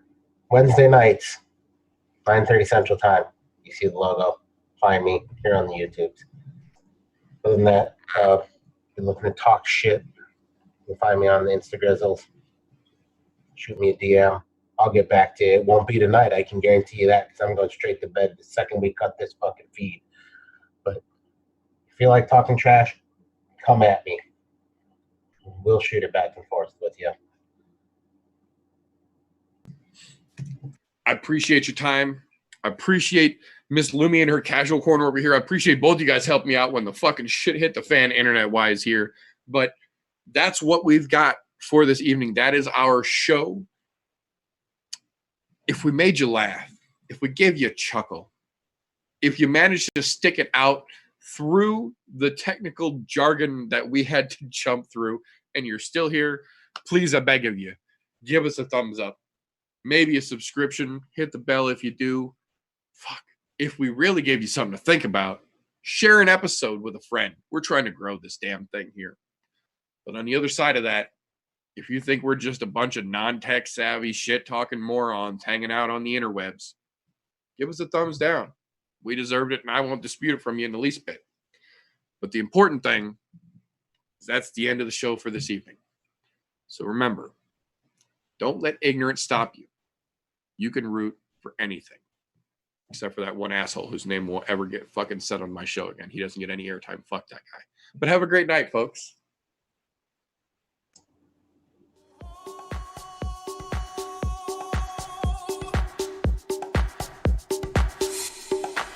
Everybody was kung fu fighting.